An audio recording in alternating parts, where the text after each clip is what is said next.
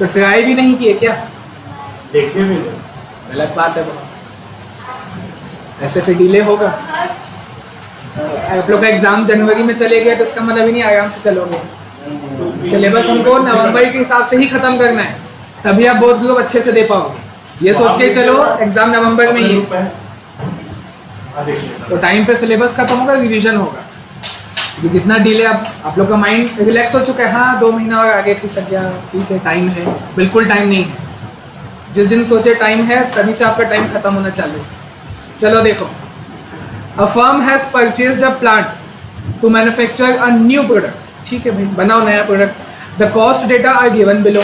Estimated annual sale, अंदाज़ा लगाया हुआ सालाना बिक्री 36,000 यूनिट्स होगा, जिसमें उसको पहले बनाना भी तो पड़ेगा, सेल तो कर दोगे, सेल करने के लिए उसको बनाना पड़ेगा, और उसमें material, labour, overhead, admin, selling expenses लगेगा। मटेरियल लगेगा 4 रुपीज़ पर यूनिट, सब दिया हुआ है। Direct labour 0.6 per unit, multiply कर दोगे। ओवरहेड वो भी मैन्युफैक्चरिंग वाला, मतलब फैक्ट्री ओवरहेड है, ये चुपचाप दे दिया है 24,000 पर एनम, लिख देंगे, कुछ मल्टीप्लाई डिवाइड नहीं करना है। एडमिनिस्ट्रेटिव एक्सपेंस मैंने अलग से लिखा है रिलेटेड टू प्रोडक्शन, क्योंकि क्वेश्चन वैसे सीएमए का है। सीएमए में एक ही टाइप का होता है एडमिन, आप लोग के में 2 है ना। एडमिन एक्सपेंसेस 2 टाइप का आप लोग के में है, रिलेटेड टू प्रोडक्शन वाला और जनरल वाला। आप लोग के में होता है वेरिफिकेशन, सीएमए में नहीं होता, क्वेश्चन वही है सीएमए का है, तो मैंने लिख दिया अलग से रिलेटेड टू प्रोडक्शन। ठीक है, क्योंकि आंसर वैसे ही आएगा। नहीं तो सीएमए का आपके में नहीं आएगा ना, साइलेंट बोलेगा तो क्या मानना जनरल वाला भाई, क्योंकि आंसर उसी को प्रोडक्शन मानोगे तो ही आएगा। सीएमए वाला ट्रीटमेंट होता है, तो इसलिए मैंने लिख दिया है रिलेटेड टू प्रोडक्शन। ठीक है, हाँ प्रॉफिट सेम आएगा, क्लोजिंग स्टॉक नहीं, सेम नहीं आएगा। क्लोजिंग स्टॉक में अंतर, अभी आओ ना यहाँ पे, क्लोजिंग स्टॉक निकालेंगे अलग आएगा, क्लोजिंग स्टॉक अलग आएगा, तो आपका प्रॉफिट भी अलग आएगा, देखना अभी। और सेलिंग एक्सपेंस बोलता है 15% ऑफ सेल। ठीक है, कर लेंगे। अब बोला calculate the selling price if profit per unit is 1.5। आपको प्रॉफिट निकाल के दे दिया है, आपको सेल निकालना है, निकाल लेंगे। और फिर बोला है assume what ever is produced is sold. इसका क्या मतलब हुआ? ठीक, हिंदी में अनुवाद नहीं, मतलब क्या हुआ? हाँ, अब इस क्वेश्चन में ओपनिंग स्टॉक और क्लोजिंग स्टॉक दोनों नहीं रहेगा, बस। पहली बात तो ये भी देखो ना, न्यू प्रोडक्ट है ना, आप नया सामान बनाना चालू करोगे तो ओपनिंग स्टॉक नहीं है। और यहाँ बोले what ever is produced is sold, मतलब क्लोजिंग स्टॉक नहीं है, जितना प्रोड्यूस किया उतना ही सेल हुआ है, ना ओपनिंग है ना क्लोजिंग है। ठीक है, चालू हो जाओ, बना। क्या है इसमें, कुछ है क्या, दम है क्या इसमें? चालू करो। कॉस्ट शीट बनाना है, पर्टिकुलर अमाउंट लिखो, ऑलमोस्ट सब चीज़ें तो दी हुई है।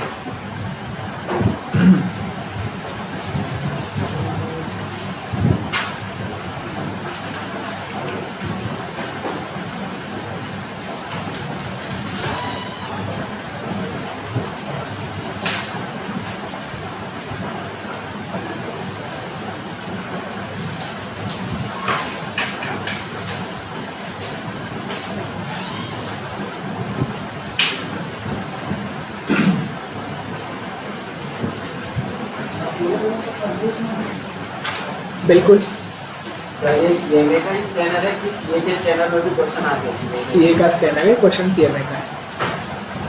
प्रैक्टिस के लिए तो हमको सबको,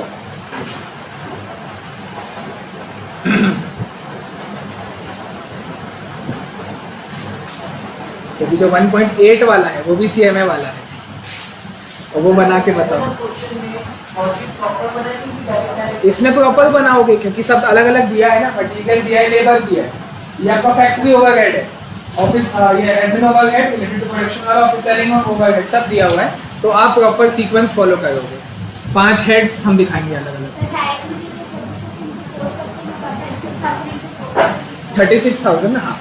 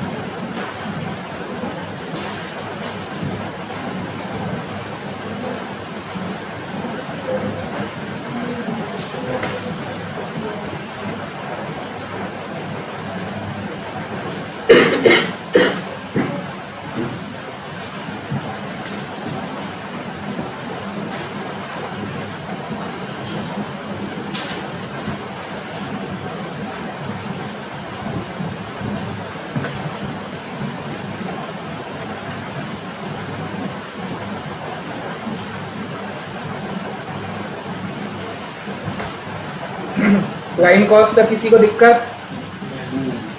165 600 आ गया।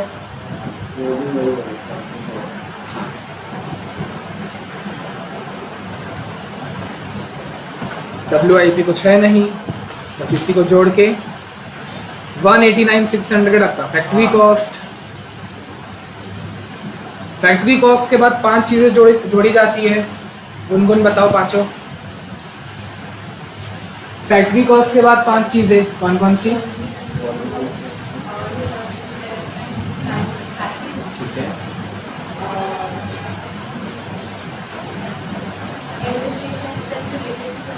ठीक है। तो इसमें से क्वेश्चन में क्या दिया हुआ है? इन पांचों में से क्या दिया हुआ है? सिर्फ एक ही चीज दी हुई है, admin overhead related to production. उसको लिख दो 28,800। तो आपका third head cost of production 218,400 COP। ठीक है, उसके आगे क्या करते हो? COP के आगे नॉर्मली क्या किया जाता है?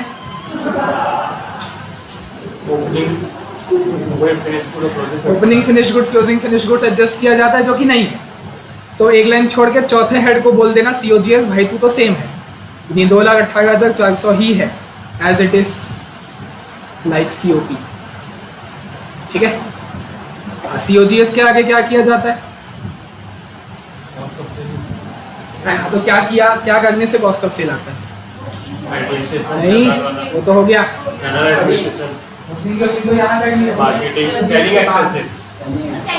हाँ, COGS के बाद तो सेलिंग एक्सपेंस हमको क्वेश्चन में बोला तो है ऐड करने, तो थोड़ा सा अमाउंट दिया नहीं है, बोल दिया है 15% ऑफ सेल। ठीक है, निकाल लेंगे, क्या मुश्किल है? 15% निकालना मुश्किल बात है क्या? बताओ 15%। हाँ, कैसे निकालें? किसका 15% निकालें? हाँ, 1.5 से किए तो वो तो प्रॉफिट आया, बिल्कुल वो प्रॉफिट है। 1.5 क्या है? प्रॉफिट पर यूनिट है। देखो पलाश ने सही जगह गलत हथौड़ा मारा है। देखो मैं एक बार फॉर्मेट को पूरा कंप्लीट करता हूँ। सेलिंग एक्सपेंस जैसे ही आप ऐड करोगे तो 5वां हेड क्या आ जाएगा? कॉस्ट ऑफ सेल आ जाएगा। ठीक है, कॉस्ट ऑफ सेल के आगे हम क्या करते हैं? पहले अपन यहाँ पे कॉस्ट ऑफ गुड्स सोल्ड है, वो जो आया और 36,000 हमारे यूनिट से, ठीक है, उससे डिवाइड करके कॉस्ट निकाल लेंगे। ठीक है, और प्रॉफिट है 1.5 रुपीस का, ठीक है, जोड़ देंगे तो वो सेलिंग प्राइस आ जाएगा। सेलिंग एक्सपेंस तो फिर जोड़ा ही नहीं, वो भी तो जोड़ना पड़ेगा। कितना है सेलिंग एक्सपेंस? हाँ, तो आपको कॉस्ट, आपने जो COGS को डिवाइड किया ना, वो नहीं करोगे, आप COS को डिवाइड करोगे।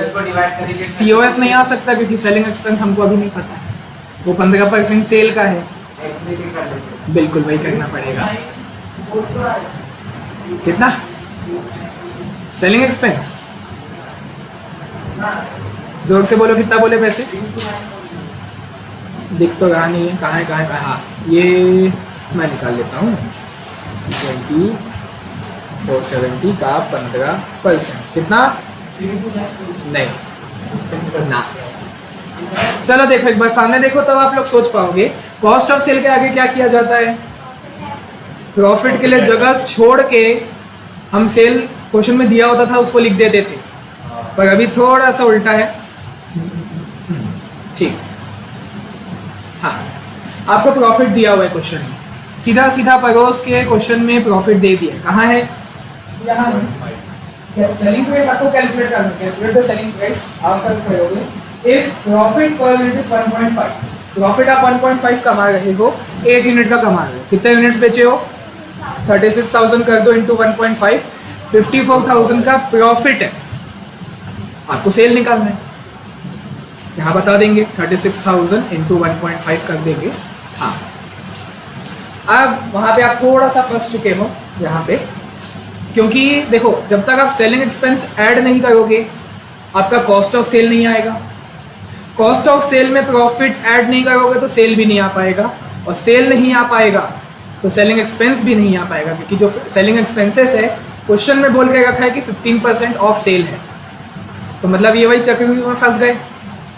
सेलिंग एक्सपेंस कब आएगा? जब सेल आएगा, और सेल कब आएगा? जब सेलिंग एक्सपेंस ऐड करके सीओएस में प्रॉफिट ऐड करके करोगे तब सेल है, मतलब दोनों एक दूसरे के ऊपर डिपेंड है। तो क्या करोगे? अब देखो एक्स तो थोड़ा सा बेवफा होता है, तो आप जो अमित सर वाला लॉजिक है वो भी ले सकते हो, 100 वाला, बिल्कुल वो ज़्यादा आपको काम आएगा। एक्स को छोड़ो ना, हो गया तो गई 320470 सेल का अमाउंट, सेल, परफेक्ट। हाँ, और क्योंकि सेलिंग देखो भावेश और भगत हो, ठीक है टाइम लगेगा, तो भगत भावेश का आंसर आया वो सेल का आया, अगर एकदम परफेक्ट आया 3,20,470 दैट इज सेल। क्वेश्चन में सेल निकालने नहीं बोला है, सेलिंग प्राइस बोला है। क्या होता है सेल और सेलिंग प्राइस में अंतर क्या है? पेज कितने में है वो सेलिंग प्राइस है, और सेल मतलब selling price into number of unit. बिल्कुल, सेल मतलब टोटल सेल, पूरे साल भर का टोटल अमाउंट, पूरे 36,000 यूनिट्स का, दैट इज कॉल्ड सेल। और अगर मैं सेलिंग प्राइस बोल रहा हूँ तो दैट इज पर यूनिट, मतलब मेरे को बोलने की जरूरत नहीं है सेलिंग प्राइस पर यूनिट, मैंने सेलिंग प्राइस बोल दिया ना, that means that is per unit, तो उसको आप डिवाइड कर दो 36,000 यूनिट से, आ गया 8.9 आपका सेलिंग प्राइस। ठीक है, तो जैसा मैं अभी बता रहा, एक्स मानो या 100 मानो, जैसी जिसकी इच्छा, मैं 100 के हिसाब से बता देता हूँ। तो आप क्या करोगे, सिर्फ एक कैलकुलेशन दिखाना पड़ेगा। पहले मैं रफ में आपको एक चीज़ बताता हूँ यहाँ पे। अच्छा, 100 किसको मानोगे? सेल को, ठीक है, तो इसको 100 मान लिए। तो इस हिसाब से आपका अच्छा एक सेकेंड, यहाँ पे 100 वाला काम नहीं आएगा, नहीं आएगा, नहीं एक्स करना पड़ेगा, हाँ उसी की याद में जीना पड़ेगा। क्यों ऐसा बताओ, 100 क्यों नहीं कर सकते? वो कब करते हैं याद करो, जब प्रॉफिट कहीं ना कहीं उसमें डिपेंड करता है। मतलब आप लोग अकाउंट्स में किए होगे क्वेश्चन कि आपको, जैसे फॉर एग्जांपल ले लो, आपको कॉस्ट दिया है, कॉस्ट आपको मालूम है 50,000, ठीक है, और प्रॉफिट बोला है 20% ऑन सेल, तब हम करते हैं सेल को 100 मानते हैं, क्योंकि प्रॉफिट जो है सेल के ऊपर डिपेंड है, इसलिए हम सेल को 100 मान के कर सकते हैं। पर क्या इस क्वेश्चन में जो प्रॉफिट है, प्रॉफिट आपका सेल के ऊपर डिपेंड है क्या? बिल्कुल भी नहीं है। तो आप उसको 100 मान के क्या ही कर लोगे? बैक कैलकुलेशन कैसे करोगे? आप करते हो ना 100 है और फिर ये 20 है, तो मान लो कॉस्ट आपका 80 के बराबर है, तो भाई प्रॉफिट तो डिपेंड ही नहीं करता सेल पे, तो आप उसको 100 मान के क्या ही कर लोगे। ठीक है, तो आप इसको एक्स ही लेना पड़ेगा। तो आते हैं, तब तो इसको रफ में नहीं फेयर में दिखाना पड़ेगा, एक्स लेके कैलकुलेट करोगे तो वर्किंग नोट में दिखाना पड़ेगा कि let the sales be X, therefore selling expenses कितना हो जाएगा? 15% ऑफ एक्स, दैट इज, अगर मैं डेसिमल में लिखूं तो 0.15x। इसमें किसी को कोई दिक्कत है क्या? अगर आपको किसी भी अमाउंट का 15% निकालने बोला जाए तो क्या करते हो? इंटू 15/100 करते हो। तो x तो आपके कैलकुलेटर में है नहीं, उसको छोड़ो, 15/100 कर दो, 0.15 आ जाएगा। 15% मतलब 0.15, ठीक है, उसको डेसिमल में आपको लिखना है। और इसके आगे अपना कॉस्ट शीट का ही सीक्वेंस बना दो। कॉस्ट शीट का सीक्वेंस मतलब कैसे लिखोगे? आप लिखो COGS प्लस फुल फॉर्म में लिखना सब चीज़, सेलिंग एक्सपेंस। ठीक है, आप लोग बताओ COGS प्लस सेलिंग एक्सपेंस करने से क्या आ जाएगा? Cost of sale. तो बस आ गया ना, ऐड किया तो आ जाएगा, तो उसको मैं ब्रैकेट में कर देता हूँ, this is cost of sale. ये जो पूरा ब्रैकेट है कॉस्ट ऑफ सेल है, उसमें आगे आप क्या करोगे? कॉस्ट ऑफ सेल में प्रॉफिट ऐड करोगे, तब जाके आपका सेल आएगा। ठीक है, ये इक्वेशन बन गया एक, मतलब एक टाइप से छोटा सा कॉस्ट शीट का ही तो बनाया हुआ फॉर्मूला है। COGS हम निकाल के बैठे हैं 2,18,400, सेलिंग एक्सपेंस हमने अज्यूम किया x के हिसाब से 0.15x, प्रॉफिट हमने निकाल लिया था, दिया ही हुआ था क्वेश्चन में, इक्वल्स टू x, ये निकल जाएगा।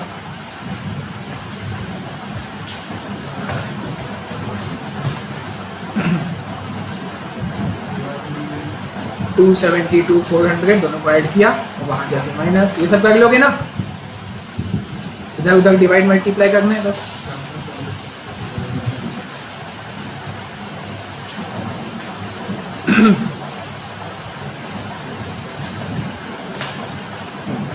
$3,20,470 ये आपके x का वैल्यू आया। x हमने किसको माना था? सेल्स को। तो अब मैं कॉस्ट शीट तो अपनी फुलफिल कर सकता हूँ। सेल्स की जगह पे लिख दूंगा 3,20,470। तो इस हिसाब से बताओ मेरा कॉस्ट ऑफ सेल कैसे आएगा? सेल तो आ गया, cost of sale, selling expense नहीं पूछा, कॉस्ट ऑफ सेल, ये कैसे आएगा? माइनस भी तो कर सकते हो, हाँ जैसा भी कर सकते हो, बिल्कुल। मैं सेल माइनस प्रॉफिट भी कर सकता हूँ, कर देता हूँ। सेल है 3,20,470 माइनस 54,000, तो आया 266,470। और अगर मैं COGS में सेलिंग एक्सपेंस जोड़ूंगा तो भी आएगा। सेलिंग एक्सपेंस कैसे आएगा? 320,470 का 15%, तो आया 48,070, 0.5 है उसको रहने दो। ठीक है, अब ऐड करोगे तो भी वही आएगा, देख लो, 218,400 प्लस 48,070 तो भी आया 266,470। हाँ, क्वेश्चन खत्म नहीं हुआ है, आपको सेलिंग प्राइस चाहिए था। तो जो आपका टोटल सेल है 320,470 डिवाइडेड बाय 36,000 यूनिट्स, तो आएगा 8.9 रुपीस पर यूनिट सेलिंग। ये आपका final answer, selling price. Complete करो, दिक्कत है तो पूछो।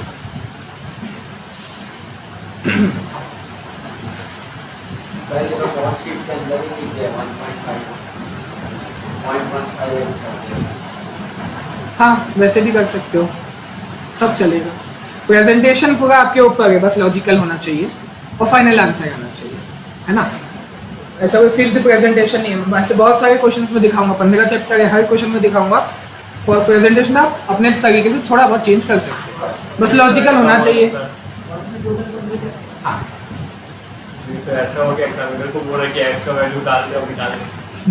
नहीं, वैल्यू तो हम ही निकाले ना, वो निकला, वो आंसर लिखना चाहिए लास्ट में ऐसे दिखे। आंसर दिखना चाहिए लॉजिकल तरीके से बस।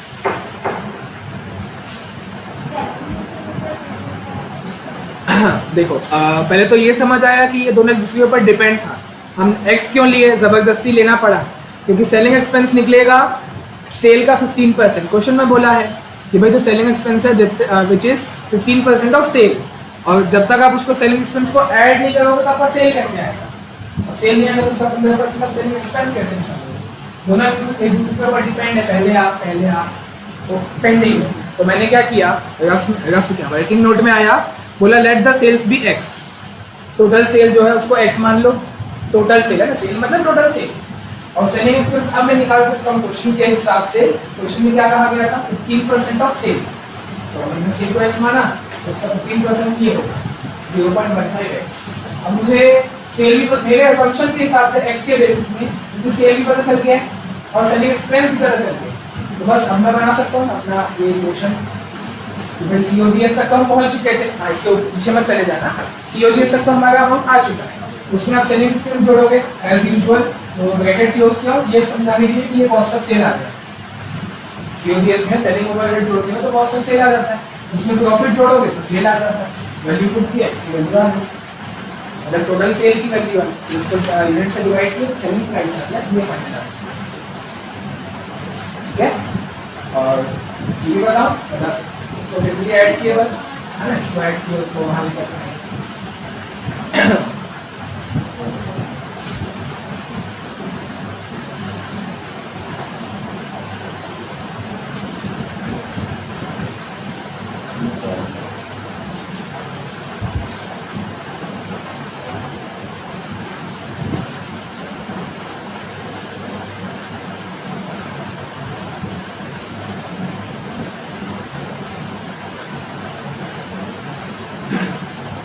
चलो 1.8 में कूदो, बेस्ट क्वेश्चन अभी तक का, वो भी CMA का है, ट्राई आप लोग करो। 1.8 हो गया सबका ये वाला लॉन्ग क्वेश्चन, बेहतरीन क्वेश्चन, इसलिए डूब के आने बोलता हूँ। अभी यहाँ पे ज़्यादा टाइम लगेगा, पढ़ो आप लोग, पढ़ो पहले और दिमाग लगाओ पूरा। छोटा क्वेश्चन है तो इसीलिए क्या छोटा क्वेश्चन हार्ड रहता है। पागल, कॉम्प्लिकेटेड रहता है, हार्ड कब बोला मैं? हाँ वही चाहिए।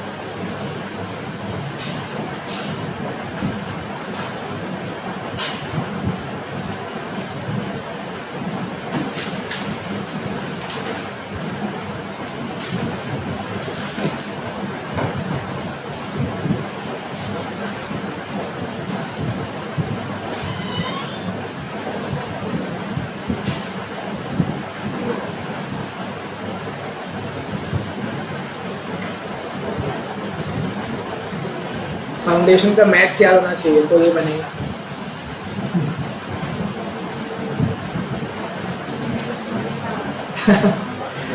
इक्वेशन साइमल्टेनियस इक्वेशन है, बहुत ज़्यादा वो सब नहीं है, वर्गमूल भी नहीं है, प्रोबेबिलिटी वो सब नहीं है।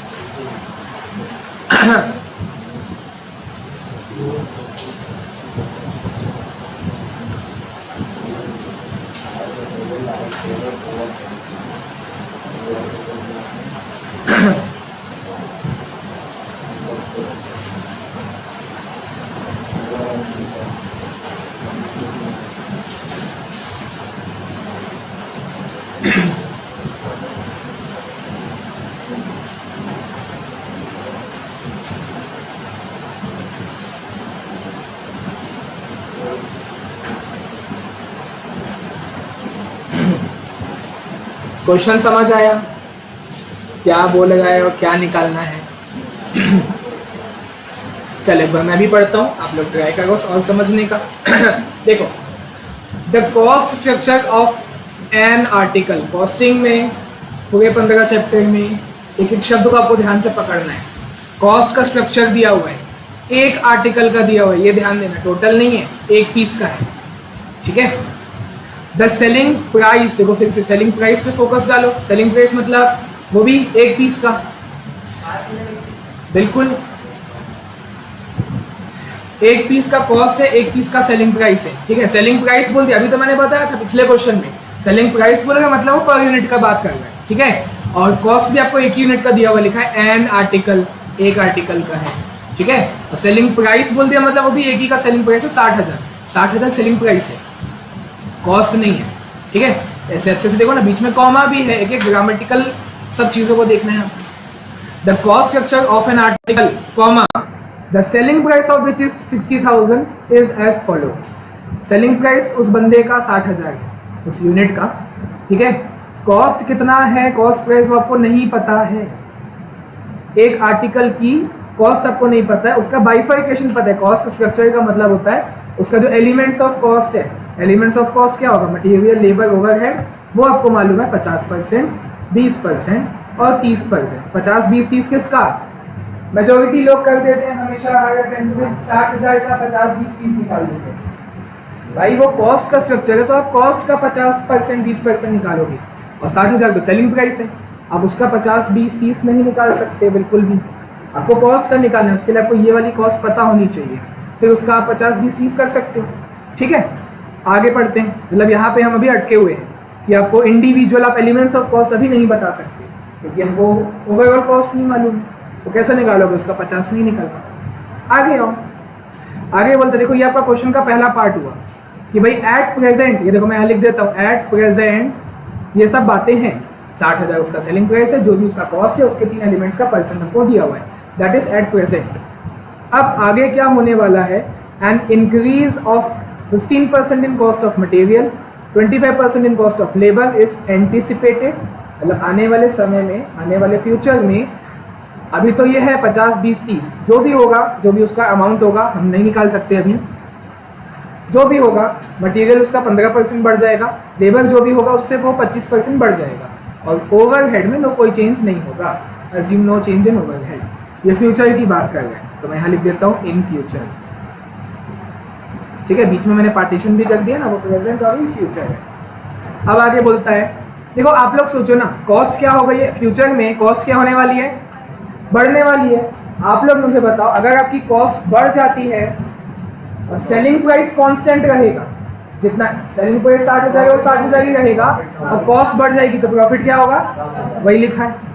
देखो लिखा है दिस इंक्रीज्ड कॉस्ट, ये जो कॉस्ट बढ़ गई है फ्यूचर में, बढ़ गई है in relation to the present selling price, the selling price has not change. जो प्रेजेंट सेलिंग प्राइस है आगे भी वही रहेगा, प्रेजेंट सेलिंग प्राइस लिखा हुआ है, और फ्यूचर में भी वही present selling price he remain करेगा, वही आगे तक चलेगा, पर कॉस्ट बढ़ गई है, तो that would cause, this would cause a 25% decrease in the amount of present profit पर आर्टिकल। मतलब प्रेजेंट यहाँ पे जो आप प्रॉफिट कमा रहे होगे यहाँ पे ऊपर में, वो 25% से कम हो जाएगा फ्यूचर में। बस ये सब इंक्रीज डिक्रीज फ्लक्चुएशंस आपको बता के छोड़ दिया, फिर बनाने बोल दिया। तो क्या करना चाहिए बताओ, क्वेश्चन का स्टार्ट आप लोग समझ जाओगे ना, किक स्टार्ट समझ जाओ, फिर तो एक्सीलेटर आप खुद ही दे सकते हो, बस गाड़ी को किक मारना है। जो आपको नहीं पता है, क्या नहीं पता है, कॉस्ट को अज्यूम कर लो x, ये आपका किक मार दिया, अब आप चालू करो। बिल्कुल देखो एकदम सही सवाल था पलाश का, भाई अज्यूम किसको करना है, बोलेंगे सर मटेरियल लेबर ओवरहेड को भी तो अज्यूम कर सकते थे, वो भी तो नहीं पता है। नहीं पता है, हाँ पता तो है ना, 50%, 20%, 30% पता तो है। क्या नहीं पता है, कॉस्ट प्राइस, जहाँ मैंने क्वेश्चन मार्क, यहाँ मैंने क्वेश्चन मार्क कहाँ डाली आपको मालूम है, ये नहीं मालूम। कॉस्ट प्राइस को आप x मानोगे, और चलो थोड़ा सा किक मैं भी आपको मार्क देता हूँ। देखो छोटा सा एक स्टेटमेंट बनाना, यहाँ लिखना पर्टिकुलर्स, फिर लिखना प्रेजेंट, एक कॉलम बनेगा प्रेजेंट का, दूसरा कॉलम बनेगा एंटिसिपेटेड का। जो क्वेश्चन में वर्ड यूज़ किया है हम भी वही यूज़ करेंगे, लिखा है एंटिसिपेटेड, मतलब फ्यूचर का ही होता है, फ्यूचर का ही एंटिसिपेट किया जाता है। तो ऐसे टोटल 3 कॉलम बनेंगे, पर्टिकुलर्स को मिला के प्रेजेंट और एंटिसिपेटेड। ठीक है, अब मैं एलिमेंट्स ऑफ कॉस्ट को ध्यान से लिखूंगा। अच्छा, कॉस्ट शीट का फॉर्मेट फॉलो करना है कि नहीं करना है, नहीं करना है, क्योंकि सिंपल पहली बात आपको मालूम ही नहीं है, ओपनिंग क्लोजिंग और सब कुछ डिटेल में नहीं है, सब शॉर्ट में दिया तो हम भी शॉर्ट में सॉल्व करेंगे। मटेरियल लिखो, लेबर लिखो, और उसके बाद ओवरहेड लिखो, फॉर्मेट फॉलो करने की कोई ज़रूरत नहीं है। तो इन तीनों को ऐड करके आपका टोटल कॉस्ट आएगा, जिसमें आप प्रॉफिट जोड़ के सेलिंग प्राइस लिखोगे। ये मैंने एक स्ट्रक्चर तैयार कर दिया, अब जो जो मुझे पता है, जो नहीं पता है, सब इसी में पुट करते जाऊँगा धीरे धीरे। हाँ, अच्छा इसके पहले एक सेंटेंस लिख लेना कि let the cost price be x and profit be y। Profit को भी तो अज्यूम करना पड़ेगा। आप लोग बोलोगे नहीं sir selling price minus cost कर देंगे ना प्रॉफिट आ जाएगा, तो कॉस्ट भी तो नहीं पता है, कॉस्ट को तो आप x ले रहे हो ना, तो 60,000 माइनस x कंजर्ट हो जाएगा, उससे अच्छा इसको y ले लेंगे तो ज़्यादा बेटर इक्वेशन बनेगा। समझ आ गया क्या बोल रहा हूँ?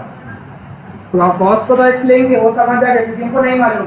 फिर आप लोग से सवाल आना चाहिए सर प्रॉफिट को अलग से y मत लो ना, अब यहाँ 60,000 माइनस x लिख देंगे तो पूरा गड़बड़ हो जाएगा, इक्वेशन आप सॉल्व करोगे ना पूरा और ज़्यादा, पहली कॉम्प्लिकेटेड थोड़ा सा और ज़्यादा कॉम्प्लिकेट हो जाएगा। चाहो तो आप कर सकते हो 60,000 माइनस x मतलब सेलिंग प्राइस माइनस कॉस्ट, उसको जब इक्वेशन बनाओगे तो और वो हौच-पौच हो जाएगा। तो ज़्यादा बेटर है प्रॉफिट को वाई ले लेने आप, क्योंकि प्रॉफिट में भी तो अलग से चेंज हो गया ना। प्रॉफिट में क्या चेंज हो गया, 25% से कम हो जाएगा आगे जाके। तो आप अलग अलग वेरिएबल लो, ज़्यादा बेटर है। तो ये हो गया लीनियर इक्वेशन इन 2 वेरिएबल। हाँ एक सेकेंड, क्वेश्चन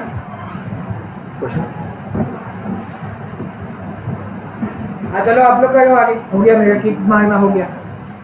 कॉस्ट को एक्स माने, अब करते जाओ क्या क्या होना चाहिए, प्रेजेंट में क्या है, फ्यूचर में क्या होने वाला है, टेबल को फिल करो।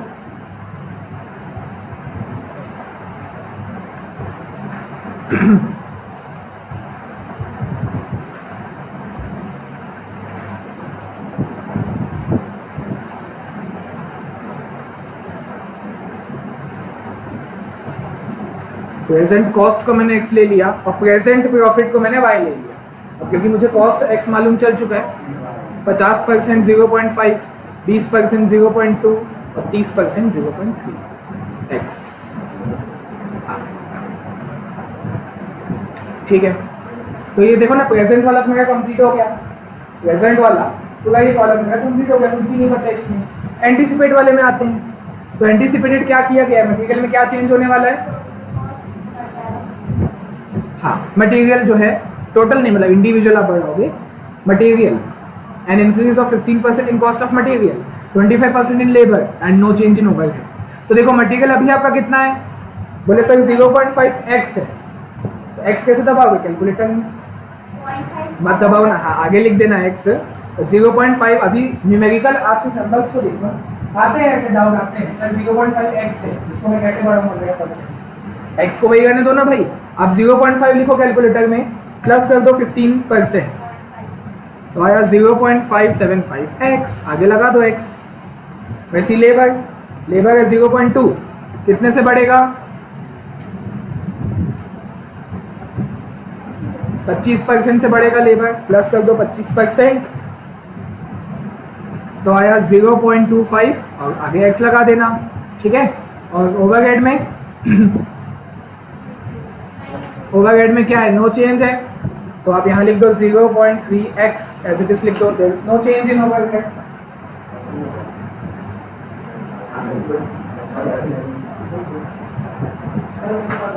हाँ हाँ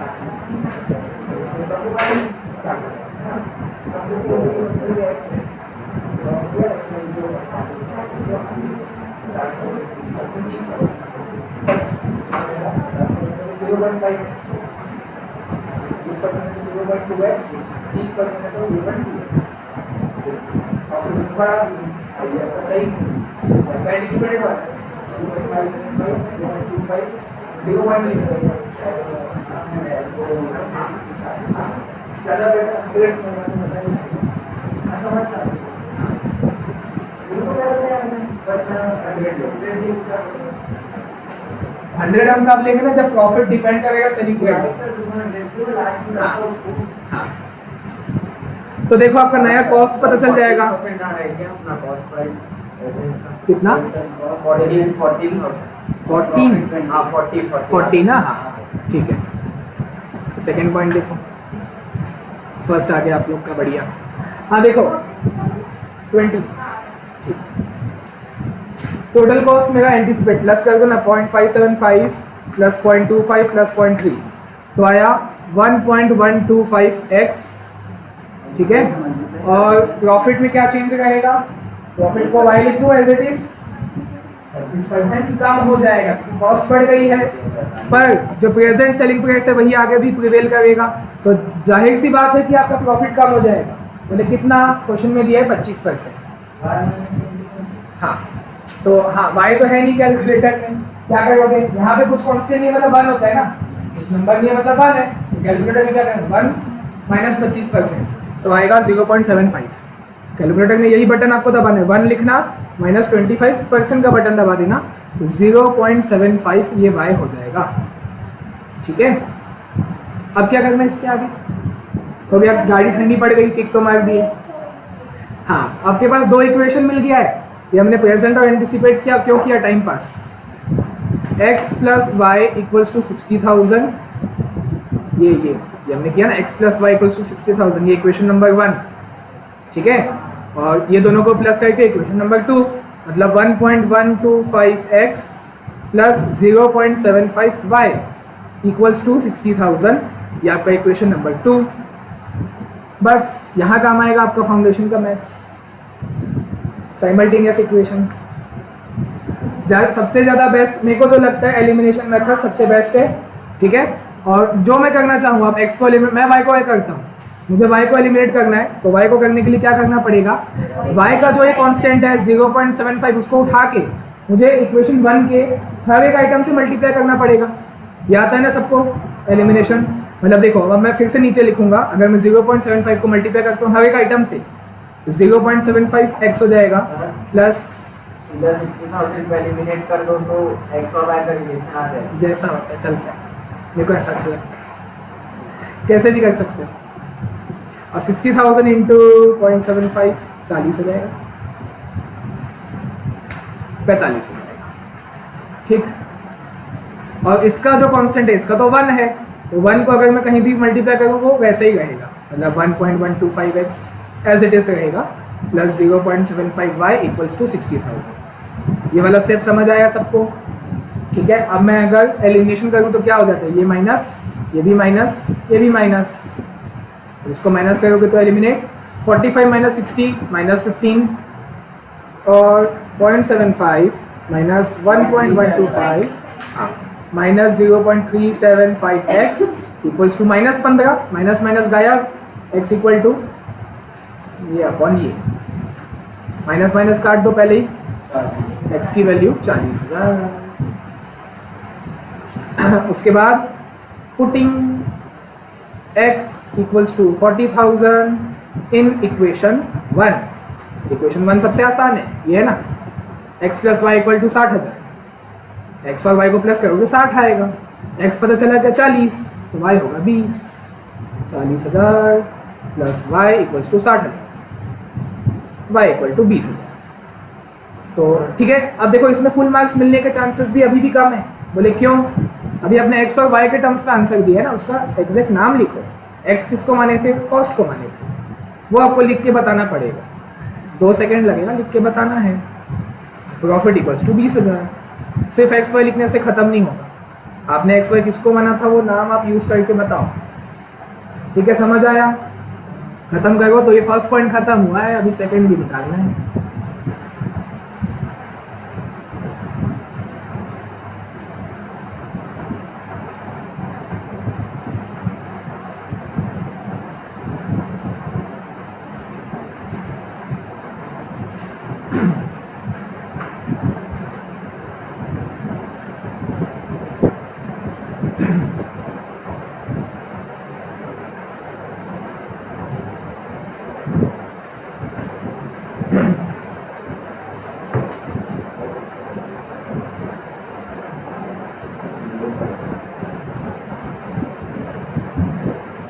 हो गया?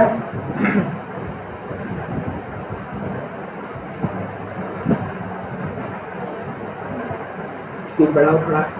सर जो प्रॉफिट है 25% कम हो रहा है। हाँ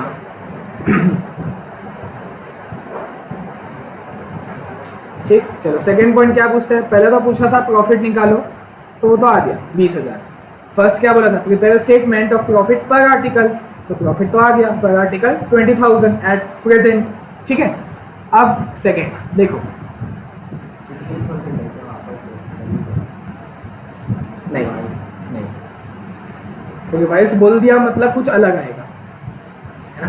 तो देखो, find the revised selling price, मतलब चेंज, नया सेलिंग प्राइस। रिवाइज मतलब न्यू सेलिंग प्राइस आपको निकालना है to produce the same percentage of profit to sales as before.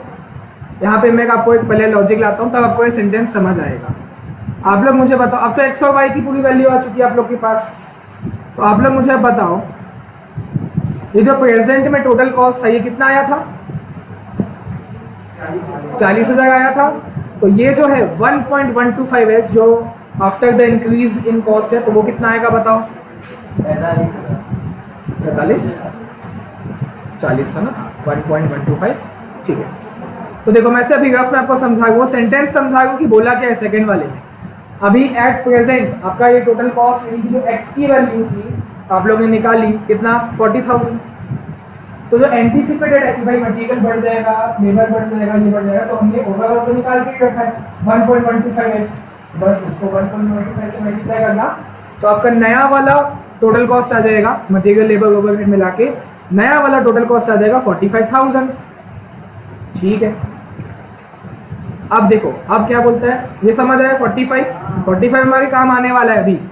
उसके बाद क्या बोला है, आपको नया सेलिंग प्राइस निकालना है। अब आप प्रेजेंट सेलिंग प्राइस को भूल जाओ, 60,000 को भूल जाओ, आपको नया सेलिंग प्राइस निकालना है। This is new to produce the same percentage of profit as before, यानी जितना percent of profit, amount of profit नहीं बोला। अगर बोलता अमाउंट ऑफ प्रॉफिट, आप पहले अमाउंट ऑफ प्रॉफिट कितना कमा गए हो? 20,000। अगर क्वेश्चन में ये बोलता कि the company wants to earn the same amount of profit as before, मतलब पहले हम 20,000 कमा रहे थे, अभी भी 20,000 कमाना है, ये लो 20,000 कमाओ, 65,000 आपका न्यू वाला सेलिंग प्राइस आ गया। ये तब होता जब क्या लिखा होता क्वेश्चन में, सेम अमाउंट ऑफ प्रॉफिट बोला होता तो हम बोलते, पर यहाँ बोला सेम परसेंटेज ऑफ प्रॉफिट, तो आपको परसेंट ऑफ प्रॉफिट निकालना पड़ेगा एज बिफोर। हाँ हाँ, मतलब ये यही तो है शुरुआत। 6,7 नहीं, वो कॉस्ट का है, वो कॉस्ट का है, आपने कॉस्ट का परसेंट निकाला है। प्रॉफिट का 33 आएगा। आपने क्या किया? हाँ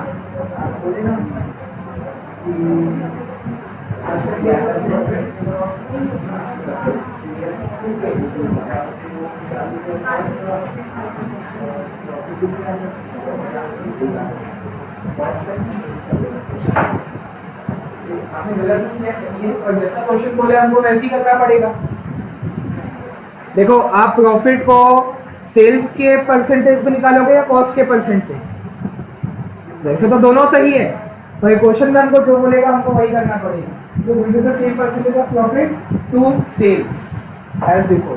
पर लास्ट ने क्या किया, कॉस्ट के हिसाब से कर लिया 50%, आंसर सही आएगा, फाइनल आंसर एकदम परफेक्ट आएगा, कोई डिफरेंस नहीं होगा। और लास्ट ने क्या किया, प्रॉफिट परसेंट ऑफ प्रॉफिट निकाला, on the basis of cost निकाल लिया, तो वो कितना आएगा? 50% आएगा, है ना। तो अगले में भी आप इसका 50% निकालोगे, आपका आंसर आ जाएगा, आ जाएगा, सही है। पर हमको सेल के हिसाब से दिखाना पड़ेगा, क्योंकि क्वेश्चन में बोला है same percentage of profit on sales as before. ठीक है, तो आपको सब फेयर में अच्छे से दिखाना पड़ेगा। मैं यहाँ लिख के बताता हूँ, परसेंट ऑफ प्रॉफिट। क्या नींद आ गई है?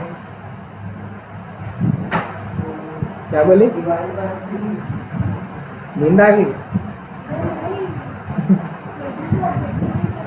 ठीक है, तो देखो परसेंट ऑफ प्रॉफिट आपको निकालना है ना, इसलिए प्रॉफिट ऊपर रहेगा, और on the basis of sales निकालना है, इसलिए सेल नीचे रहेगा। 10 करोगे तो 33.333% आएगा।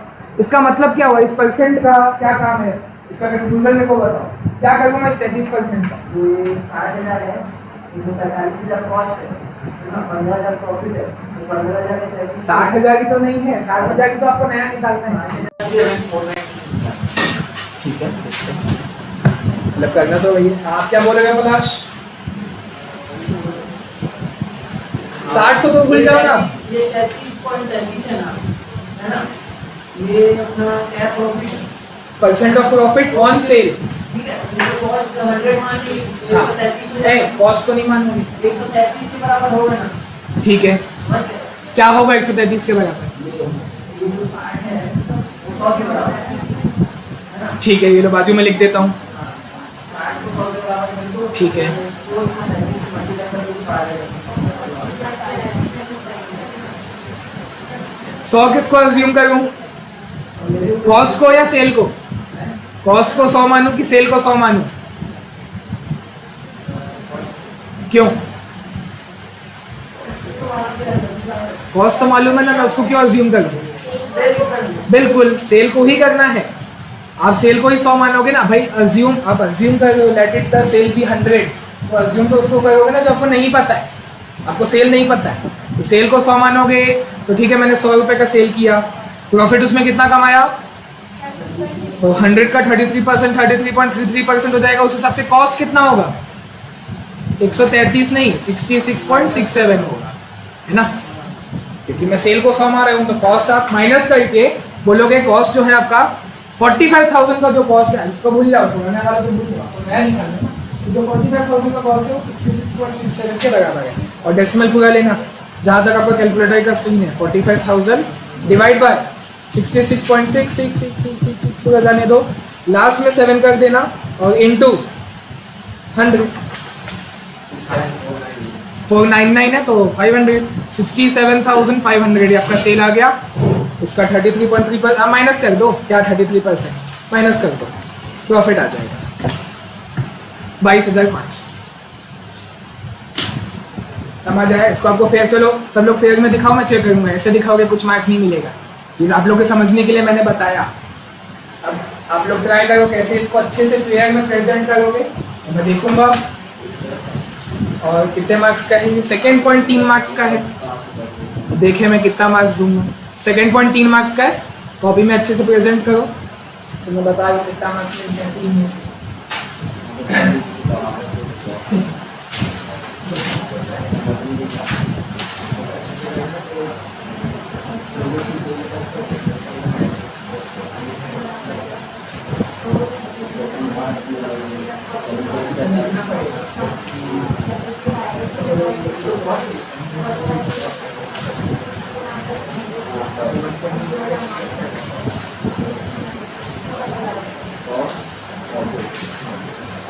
Percentage of profit to sales before 33.33%, selling price from the share ले लिया, उसका 33.33% plus cost of sale, हम लोग की selling price आ गई, इससे selling price और कुछ पर यूनिट कितना आएगा,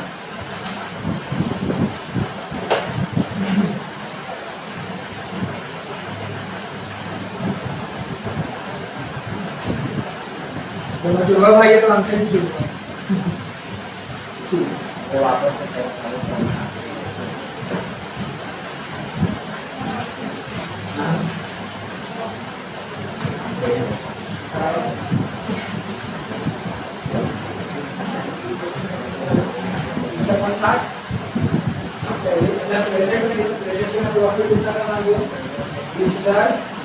सेल तो सेल के हिसाब से करें, उसके हिसाब से क्या सेल चलेगा, उससे क्या आंसर आएगा क्वेश्चन नंबर 6।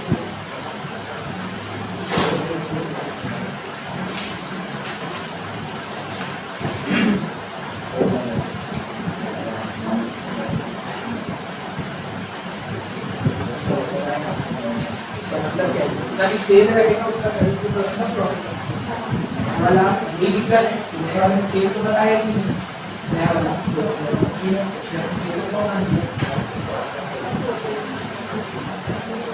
इसे आज पढ़ेगा ऐसे नहीं मिलता।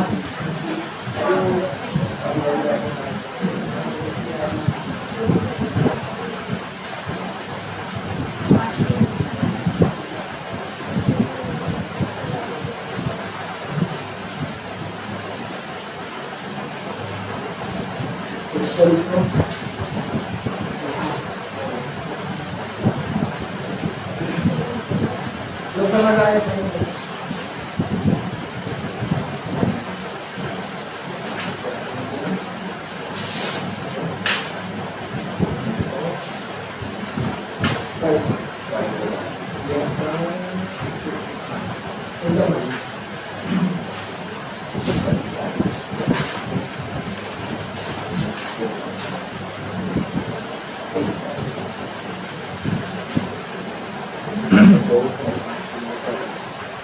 तो एक बार आरती आप भेज दो एक बार ग्रुप में अपना सॉल्यूशन,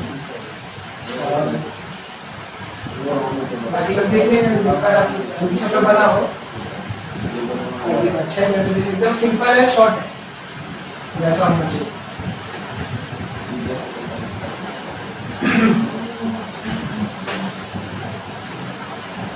ठीक है, तो अपना होमवर्क ख़त्म, अब क्लास वर्क चालू। ठीक है, तो बैठो 3 घंटा। मेरे 5 बैचेस हो, आप लोग 6वीं बैच हो, 5 बैचेस से पूछ लो कि आप होमवर्क दिया होगा कभी। तो हम लोग कंडीशन 3 घंटा बैठते थे।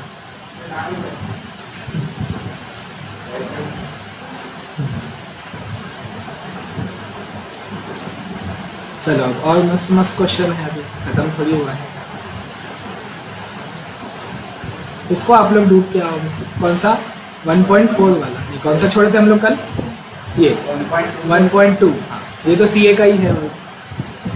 इसको आप लोग डूब के आना अच्छे से। हाँ ठीक है। 1.2 और 1.4 4 तो किए थे क्या? शायद नहीं किए थे। हाँ 4 तो कल ही तो किए थे। हाँ, फाउंड्री मशीनिंग असेंबली वाला।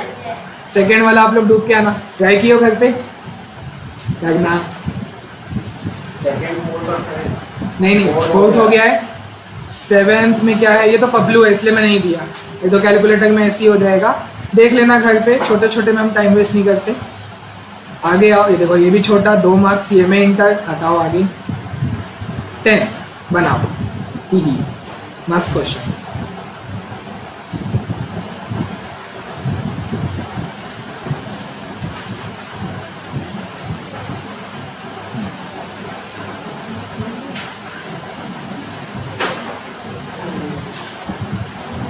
पहले देखो, ऑब्वियसली कॉस्ट शीट बनाने बोलेगा। नीचे देख लो क्या बोलते हैं, सब लोग देखेंगे। हो गया ना ये वाला? ठीक है, सॉल्यूशन भेजूंगा एक और देख लेना, वैसा होना चाहिए फेयर में। देखो 1.10 वाला क्वेश्चन है। हाँ, तो you are required to prepare a statement showing the cost of sale and profit, ठीक है, giving effect to the above for the financial year 2016-17। Financial year 16-17 का आपको बना के देना है। ठीक है, अब क्वेश्चन पढ़ते हैं।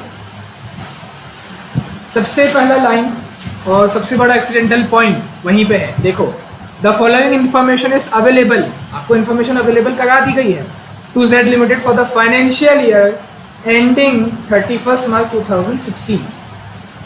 मतलब ये कौन सा हुआ पूरा फाइनेंशियल ईयर? 15-16 हुआ। आपको जानकारी 15-16 की दी हुई है और बोला है 16-17 का बनाने, मतलब 2 कॉलम बनेगा।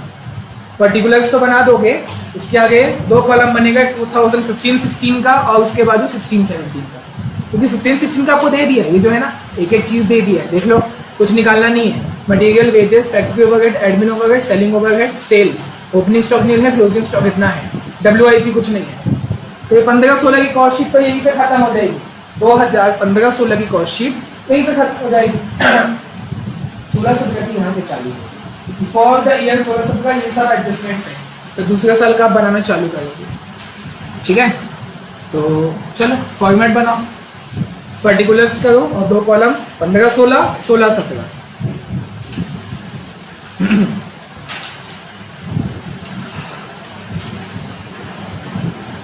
क्वेश्चन 1.10 है स्कैनर का। चाहे तो अटेम्प्ट लिख लो, 2016 जून का क्वेश्चन है। 2015-16 और 16-17।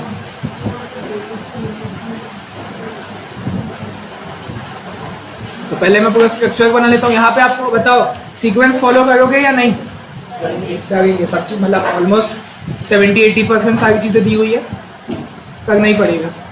तो चलो बनाते जाते हैं। डायरेक्ट मटेरियल लिखो,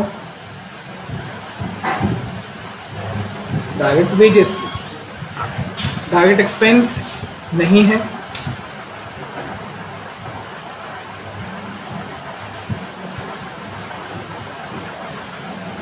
अच्छा देखो, मेरे को ऐसा ठीक लगता है ना कि मैं पूरा सीक्वेंस बना लूँ, बाद में अमाउंट पुट करूँ। आपको जैसा ठीक लगे, मतलब कंपलसरी नहीं है ना कि मेरे जैसे करोगे, मतलब जैसा आपको ठीक लगे। मेरे को ऐसा अच्छा लगता है, पूरा पहले ढांचा बना लो, अब जो जो अमाउंट है फटाफट देख के लिखते जाऊँगा। मतलब अभी मैं अमाउंट को देखूंगा भी नहीं, अपने सीक्वेंस में को याद है मैं उसको पूरा उतार दूंगा। प्राइम कॉस्ट के बाद जो क्वेश्चन में बोलेगा वो लिखूंगा, production overhead means factory overhead. अब एक बात को ध्यान से देखना सामने, ठीक है? स्पीड जाऊंगा बता देना, स्लो कर देंगे।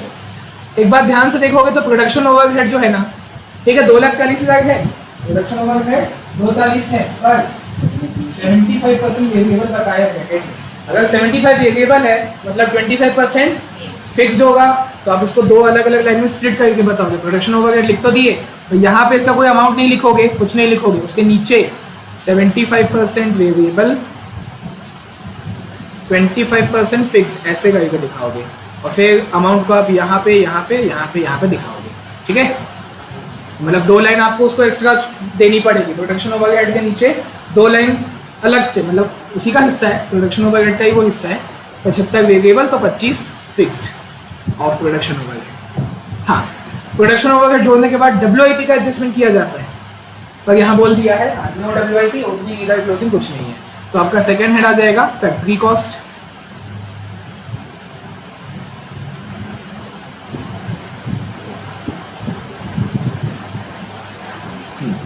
फैक्ट्री कॉस्ट के बाद वही सब टाइम पास, एडमिन वाला, टाइम पास वाला। तो एडमिन ओवरहेड देखो यहाँ पे कुछ नहीं बोला है, क्वेश्चन पूरा साइलेंट है, क्या करोगे? पर ये CMA का है, प्रोडक्शन वाला CMA का है देख लें कहाँ डाला है ये। हाँ, रिलेटेड टू प्रोडक्शन लिख देता हूँ। CMA का क्वेश्चन है, उन लोग प्रोडक्शन वाला करते हैं, उनमें एक ही टाइप का होता है, उनमें दो टाइप का नहीं होता। तो मैं यहाँ लिख देता हूँ रिलेटेड टू प्रोडक्शन है, क्योंकि आंसर तभी मैच होगा। ठीक है, आप लोग के में आएगा, आप लोग बाय डिफॉल्ट वो मानोगे जनरल वाला। ठीक है, आंसर मैच करना है तो हम प्रोडक्शन मैंने लिख दिया क्वेश्चन में। ठीक है, इसमें कोई कंफ्यूजन? बाय डिफॉल्ट क्या रहेगा? एडमिन ओवरहेड जनरल वाला रहेगा, याद रखना। ठीक है, तो अब आते हैं, और चिंता मत करो, सिर्फ यही चैप्टर है जहाँ पे CMA के ज़्यादा क्वेश्चन है, बाकी सब में आप ही लोग का है। सर इसमें आंसर में एक फिल कर दी, तीन बनाया है। क्या बनाया? हाँ नहीं, वो जरूरत नहीं, पर कहाँ क्वेश्चन में बोलेगा तो करेंगे ना। क्वेश्चन बोला नहीं है कि पर यूनिट बताओ, बस बोल दिया cost of sale, sale profit, तो वो तो दिख जाएगा। जितना हमको बोले हम उतना करेंगे, एक्स्ट्रा दिमाग नहीं लगाएंगे। वो यूनिट्स भी बता गए, फिर पर यूनिट भी बता गए, मतलब नहीं है। हाँ, तो फैक्ट्री कॉस्ट के बाद आ जाएगा आपका एडमिनिस्ट्रेशन ओवरहेड, क्योंकि हमने अब उसको प्रोडक्शन मान लिया है। ठीक है, मतलब क्वेश्चन में दिया है प्रोडक्शन, इसलिए तो मैं लिखूंगा administration overhead related to production. इसके भी वैसे दो हिस्से करने पड़ेंगे, लिखा है ना ब्रैकेट में 75% फिक्स्ड, इसका मतलब 25% वेरिएबल, तो वैसे ही करना पड़ेगा। दो लाइन में, दो लाइन आपको उसमें लगानी पड़ेगी, 75% फिक्स, 25% वेरिएबल। तो आपका आ जाएगा third head cost of production. COP, इसके आगे क्या किया जाता है? ऐड करेंगे opening finish goods. Full form लिखना आप लोग अभी चलेगा, अभी आप लोग भी शॉर्ट फॉर्म लिखोगे चलेगा, एग्जाम में बिल्कुल नहीं चलेगा, वो बताने की ज़रूरत नहीं है। Opening stock of finish goods और less closing stock of finish goods, बस यहाँ का टेस्ट और एग्जाम में आपको फुल फॉर्म लिखना है। चौथा head cost of goods sold. अच्छा, ओपनिंग क्लोजिंग है ना कहीं, इसलिए मैंने लिखा है, तो उसको भी मैं स्किप कर देता, दिया है क्वेश्चन में ओपनिंग क्लोजिंग। COGS आ गया, उसके बाद क्या करोगे? हाँ, मतलब नॉर्मली किया जाता है। ठीक है, हाँ, पर अभी वो दिया नहीं है ना, सेलिंग एंड डिस्ट्रीब्यूशन दिया है, 50% फिक्स्ड बोल दिया है, तो 50% वेरिएबल बाकी का। तो ठीक है, लिखो सेलिंग एंड डिस्ट्रीब्यूशन ओवरहेड, फिर दो लाइन लगानी पड़ेगी, 50% फिक्स्ड। फिक्स कैसा है? सेम रहेगा, वेरिएबल आउटपुट के हिसाब से चेंज होगा, तो इसलिए दिखाना पड़ेगा आपको, सेपरेट करना पड़ेगा उसको। आएगा ना, बिल्कुल आएगा। अभी अमाउंट डालेंगे ना तब देखेंगे, और अभी हमने एडजस्टमेंट चालू ही कहाँ किया है, देखेंगे सब चीज़ को। तो आपका हाँ, ये हो गया सेलिंग ओवरहेड। हाँ, तो बस पांचवा हेड आ जाएगा cost of cell.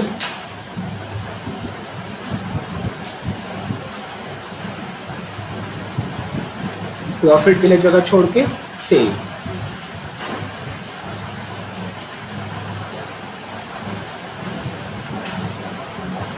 Low cost sheet तो पूरा बन गया, अमाउंट डालना है बस।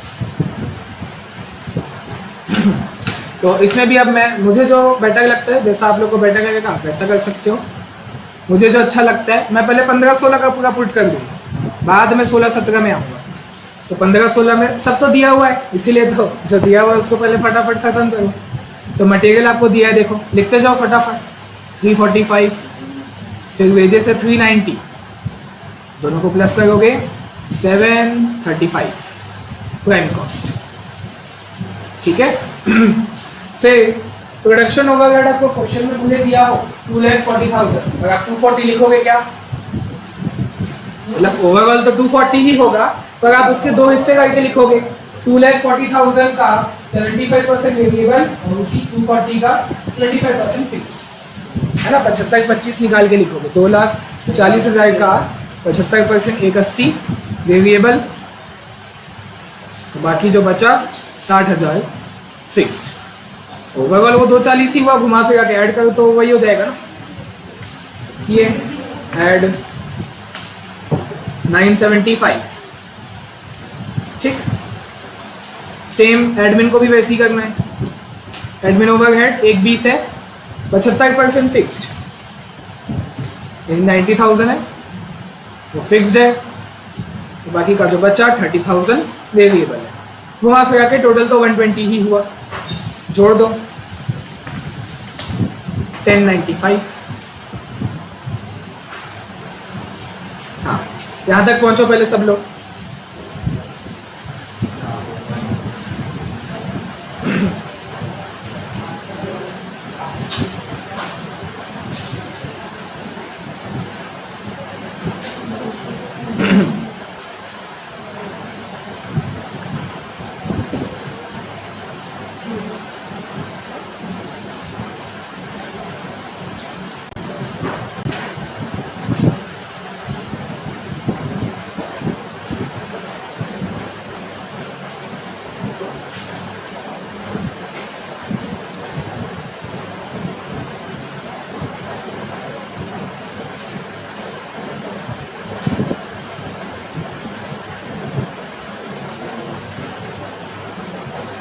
ठीक है, पहुंच गए यहाँ तक।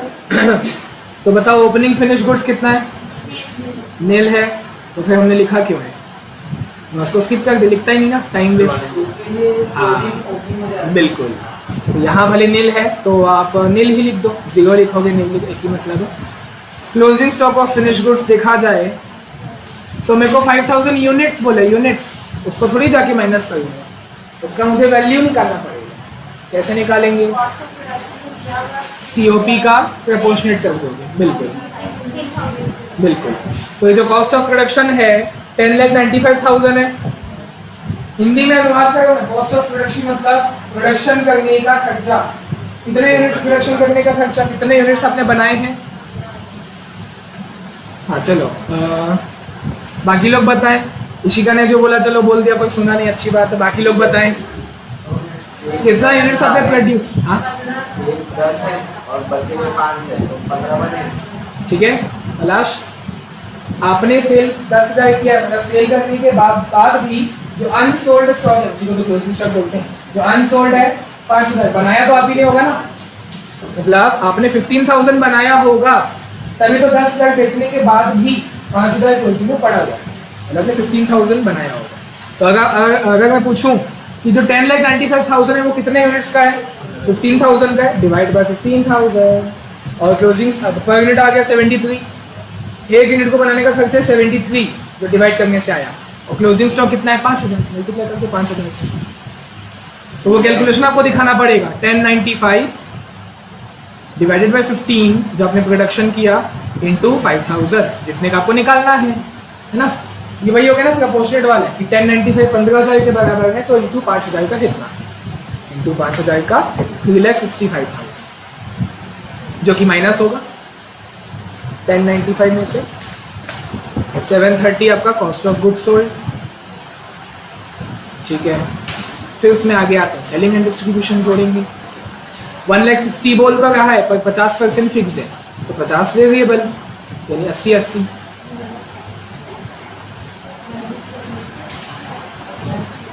प्लस 160 ये 8,90,000 आपका कॉस्ट ऑफ सेल।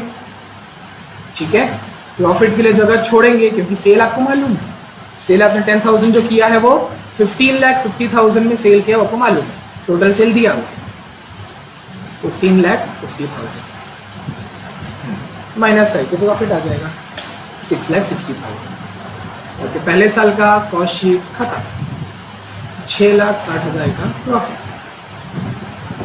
नहीं दिखाया, प्रॉफिट से उसका दिखाया, 890 आया है, कॉस्ट अपना आया है। ठीक है, हाँ, क्योंकि फाइनल देखो, अगर आप क्वेश्चन को ध्यान से देखोगे सिर्फ 16-17 का बनाना ही बोला है, पर हमको मजबूरी में 15-16 का बनाना पड़ा। क्यों मजबूरी, ऐसी क्या मजबूरी? हाँ, क्योंकि ये जो बोल रहा है कि मटेरियल बढ़े, अभी हमने इसको पढ़ा ही कहा है, मटेरियल बढ़ेगा, वेजेस बढ़ेगा, वेरिएबल ओवरहेड बढ़ेगा, फिक्स प्रोडक्शन ओवरहेड भी बढ़ेगा। लो, हम फिक्स भी बढ़ने वाला है इस क्वेश्चन में। बोलेंगे सर फिक्स तो नहीं बढ़ता है, कैसे?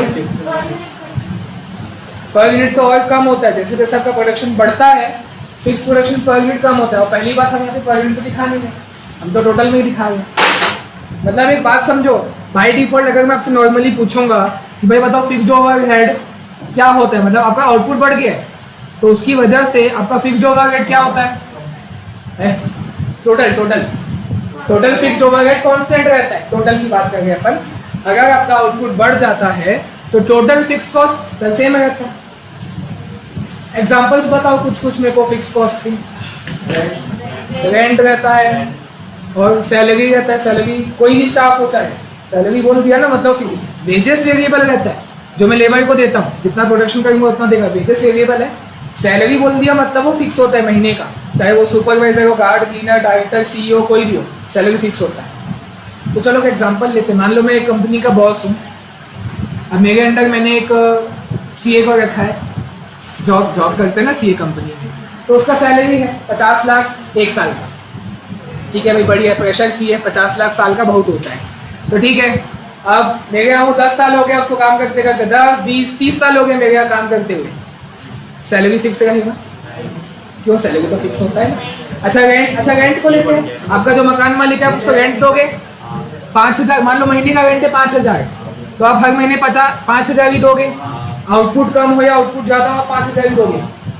ठीक है, आप उसकी जगह 10 साल के लिए, मतलब 10 साल से वहीं पे फैक्ट्री चला गए, 20, 30, 40 साल हो गया वहीं पे फैक्ट्री चला गए, आउटपुट कभी कम आउटपुट कभी ज़्यादा, तो रेंट तो फिक्स 5,000 रहेगा? नहीं रहेगा, इन्फ्लेशन की वजह से बढ़ेगा। ये देखो, इतना डिटेल में आपको सोचने की ज़रूरत नहीं थी इस क्वेश्चन को सॉल्व करने के लिए, पर आप सोचो, जब तक प्रैक्टिकल दुनिया से कॉस्ट को कनेक्ट नहीं करोगे तो नहीं समझ आएगा। दिमाग लगाओ ना, क्वेश्चन से क्वेश्चन करो, सर फिक्स ओवरहेड तो कभी नहीं बढ़ता, क्यों बोल रहा है 25% से बढ़ गया? इन्फ्लेशन की वजह से। ठीक है, रेंट होता है, आपका सैलरी होता है, यही दो खर्चा लो, सबसे बेटर एग्जांपल यही है। रेंट और सैलरी फिक्स्ड होता है तो वो तो चेंज होना ही नहीं चाहिए। हाँ, अगर ये पॉइंट नहीं दिया होता तो चेंज नहीं होता, अगर वो दे दिया है तो क्वेश्चन का उल्लंघन नहीं कर सकते, जो बोला है वो करना पड़ेगा। तो क्यों करना पड़ेगा? ऐसे भेड़ बकरी टाइप थोड़ी। इन्फ्लेशन की वजह से आपका रेंट आपका हर साल बढ़ता है, पर महीने का फिक्स होता है, पर जैसे ही एक साल खत्म होगा रेंट एग्रीमेंट फिर से बनाना पड़ता है, लैंडलॉर्ड उसको बढ़ाएगा। सैलरी भी आपको बढ़ाना ही पड़ता है, कितने सालों तक आप स्टाफ को उतना सैलरी दोगे, कभी ना कभी बढ़ाना होता है। तो फिक्स खर्चे भी बढ़ते हैं, आउटपुट के साथ नहीं बढ़ते, समझो ना, एक एक पॉइंट को आराम से। फिक्स्ड ओवरहेड बढ़ता है, आउटपुट की वजह से नहीं बढ़ता है, इन्फ्लेशन की वजह से बढ़ता है। ठीक है, तो ये इन्फ्लेशन वाला है, समझ आया? और हाँ, जो हम बोल रहे थे कि भाई 15-16 का तो हमको बनाना ही पड़ेगा, क्योंकि हम देखेंगे तभी तो उसको इंक्रीज कर पाएंगे 16-17 में। तो चलो अब एडजस्टमेंट्स आगे पढ़ते जाते हैं, तो आपको समझ आएगा क्या कम करना है क्या ज़्यादा करना है। उससे पहले मैं आपको और आपको क्वेश्चन आसान करने के लिए मैं आप 2 सवाल पूछूंगा। ये जो अभी साल खत्म हो गया, 15-16 वाला साल खत्म हो गया ना, उसमें आपने यूनिट्स प्रोड्यूस कितना किया था? 15,000 पिछले साल। और फिर सेल कितना किया था? 10,000। तो क्लोजिंग 5 बच गया था आपके पास, ओपनिंग नहीं था तो इसलिए क्लोजिंग जो है वो आपका 5 बचा है। ये था साल 2016-17। ठीक है, अब हमको बनाना है 17-18 का। तो सबसे पहले आप ये निकाल लो, ये मैं आपको सामने से हिंट दे रहा हूँ अच्छे से कि भाई इस साल आपने प्रोड्यूस और सेल कितना किया है वो देख लो, तो आधा क्वेश्चन तो वहीं पे खत्म हो जाएगा। देखो सबसे पहला पॉइंट वही दिया हुआ है, output will increase bye 1/3। Output मतलब जितना प्रोडक्शन आपने किया था वो 1/3 से बढ़ जाएगा। कितना प्रोडक्शन किया था? 15,000, तो हाँ उसका 1/3 निकालोगे, 15,000 का 1/3 कितना होगा? 5,000। 5,000 से प्रोडक्शन बढ़ जाएगा, यानी अब फाइनल प्रोडक्शन 20,000 हो जाएगा। ठीक है, आगे बोलता है sales quantity will increase by 50%। Sales quantity पहले कितनी थी? 50% बढ़ा दो, 15,000 हो जाएगा। ठीक है, तो क्लोजिंग स्टॉक कितना बचेगा? 20,000 आपने प्रोड्यूस किया, 15,000 आपने बेच दिया।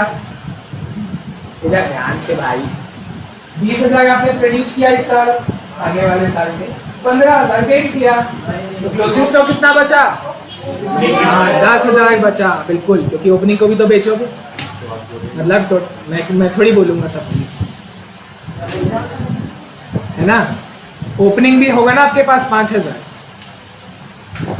देखो 17-18 का। ठीक है, इसका जो क्लोजिंग स्टॉक रहेगा वो अगले साल का ओपनिंग स्टॉक रहेगा, है ना। तो 5,000 तो आपके पास पहले से ही पड़ा हुआ था, पिछले साल का बना। आप 16-17 में हो तो क्या बोलोगे कि 5,000 तो मेरे पास पहले से ही पड़ा हुआ है, पिछले साल का 5,000 पड़ा हुआ है। फिर 20,000 आपने और बना दिया, तो टोटल आपके हाथ में कितना आ गया? 25। ध्यान से सुनो और जवाब दो। मैं क्या बोला? ओपनिंग स्टॉक पिछले साल का ये पड़ा है, ठीक है। 5,000 पड़ा हुआ है पिछले साल का, 20,000 आपने इस साल और बना दिया, तो 25 हुआ, और उस 25 में से आपने 15 बेचा है, इसलिए 10 बचा है क्लोजिंग स्टॉक। ठीक है, आधा क्वेश्चन तो यहीं पे हो गया। आगे आओ। हाँ, और क्वेश्चन ये भी बता दिया आगे कि जो सेल्स क्वांटिटी आपने बढ़ाई है, ऐसे फोकट में कोई आसान बात नहीं है सेल बढ़ाना। सेल आपने बढ़ाया है by incurring additional advertisement expenses of 145-200। Extra खर्चा किया है आपने, जो पिछले साल आपने नहीं किया था, अभी किया। कैसे? एडिशनल है ना, पिछले साल नहीं था, अभी लगा है एडिशनल। 145-200 एडवर्टीजमेंट में लगाए हो, तभी आपका सेल 50% से बढ़ा है क्वांटिटी। और ये लो बता दिया जो हमने डिस्कस कर लिया। Assume that opening stock is first sold before using the current years output. जो ओपनिंग स्टॉक है इस साल का 16-17 का, उसको हम पहले बेचेंगे, मतलब कंसिडर तो करना पड़ेगा ना उसको भी। ठीक है, फिर अब सेकेंड पॉइंट, मेन अब मुद्दा यहाँ से चालू होता है। अब यहाँ से मैं 16-17 का अमाउंट निकालते जाऊँगा। देखो कैसे बोलता है, material price will increase bye 5%। 5% से मटेरियल बढ़ जाएगा। बताओ यहाँ पे नया मटेरियल, गलत। क्वेश्चन में बोला था 5% से बढ़ाने, इशिका ने 5% बढ़ा दिया, गलत किया। मतलब सिर्फ 5% आधा काम किया। 5% ऐड करना सही है, पर आधा है। बिल्कुल, आपको अब यहाँ पे ये दिमाग लगाना पड़ेगा कि कौन कौन सा खर्चा वेरिएबल है, कौन कौन सा फिक्स्ड है। तो आप बोलोगे सर बाकी सब तो हमको पता है। देखो इधर ध्यान से देखो, प्रोडक्शन ओवरहेड आपको पता है, वेरिएबल कितना फिक्स कितना, एडमिन भी पता है, नीचे आओगे तो सेलिंग भी पता है, वेरिएबल कितना फिक्स कितना, ये भी तो जज करना पड़ेगा। डायरेक्ट मटेरियल डायरेक्ट वेजेस क्या होता है? 100% वेरिएबल होता है। अगर कोई भी आपको आके बोलते, मैं आपको कभी बोलूं कि डायरेक्ट मटेरियल और डायरेक्ट वेजेस कभी फिक्स्ड होता है, मत मानना मेरी बात। भाई मटेरियल है, जितना सामान बनाओगे उतना लगेगा ना, वेजेस भी जितना बनाओगे उतना आपको पे करना रहेगा। तो direct material direct wages are always variable. तो अगर वेरिएबल है तो क्या होगा, वो आउटपुट के हिसाब से आपका फ्लक्चुएट होगा। ठीक है, तो आपको वो भी करना पड़ेगा। 5% बढ़ेगा और प्रोपोर्शनेटली आउटपुट के साथ वो भी बढ़ेगा। तो ठीक है, आप कुछ भी पहले करो, फाइनल आंसर सेम आएगा। अब बच्चों को ये डाउट आएगा कि सर पहले 5% बढ़ाए, पहले 5% ऐड करें, या पहले ये वाला डिवाइड मल्टीप्लाई करें कि जो है 15, कुछ भी पहले करो, आंसर सेम आता है। करके देख लो, चाहे आप पहले 5% बढ़ाओ और फिर बाद में प्रोपोर्शनेटली इंक्रीज करो, एक ही मतलब है, या पहले प्रोपोर्शनेटली बढ़ा दो बाद में 5% ऐड करो, एक ही मतलब है, कुछ उसमें अंतर नहीं आएगा। ठीक है, तो कुछ भी कर सकते हो। मैं लिखता हूँ 3,45,000 कितने आउटपुट का था वो, पिछले साल आपने कितना बनाया था? 15,000। तो उससे आप डिवाइड करोगे और इंटू हमें कितने का निकालना है, आपको 20,000 का निकालना है, इंटू 20,000 कर दो, 460 आया, प्लस 5% कर दोगे। 483। और अगर आप पहले 5% करोगे बाद में वो करोगे तो भी वही आएगा 483। समझ आया पक्का सभी को? ठीक है, इधर गुनगुन आरती। हाँ लिखो कैलकुलेटर में 3,45,000 पिछले साल का 345 क्यों? क्योंकि पिछले साल का खर्चा है ना वो। हाँ तो कितने यूनिट्स का था वो पिछले साल और अभी कितना बनाए हो? तो निकालो प्रोपोर्शनेटली कितना होगा। 20 का कितना होगा वो बताओ बस। 4,60,000 आया तो इसको मैं लिख देता, पर नहीं, सेकंड में एडिशनल इन्फॉर्मेशन में ये भी बोला कि 5% से बढ़ेगा। इसी का 5% हाँ बढ़ा दो, इसी का 5 मतलब हाँ 483 हुआ।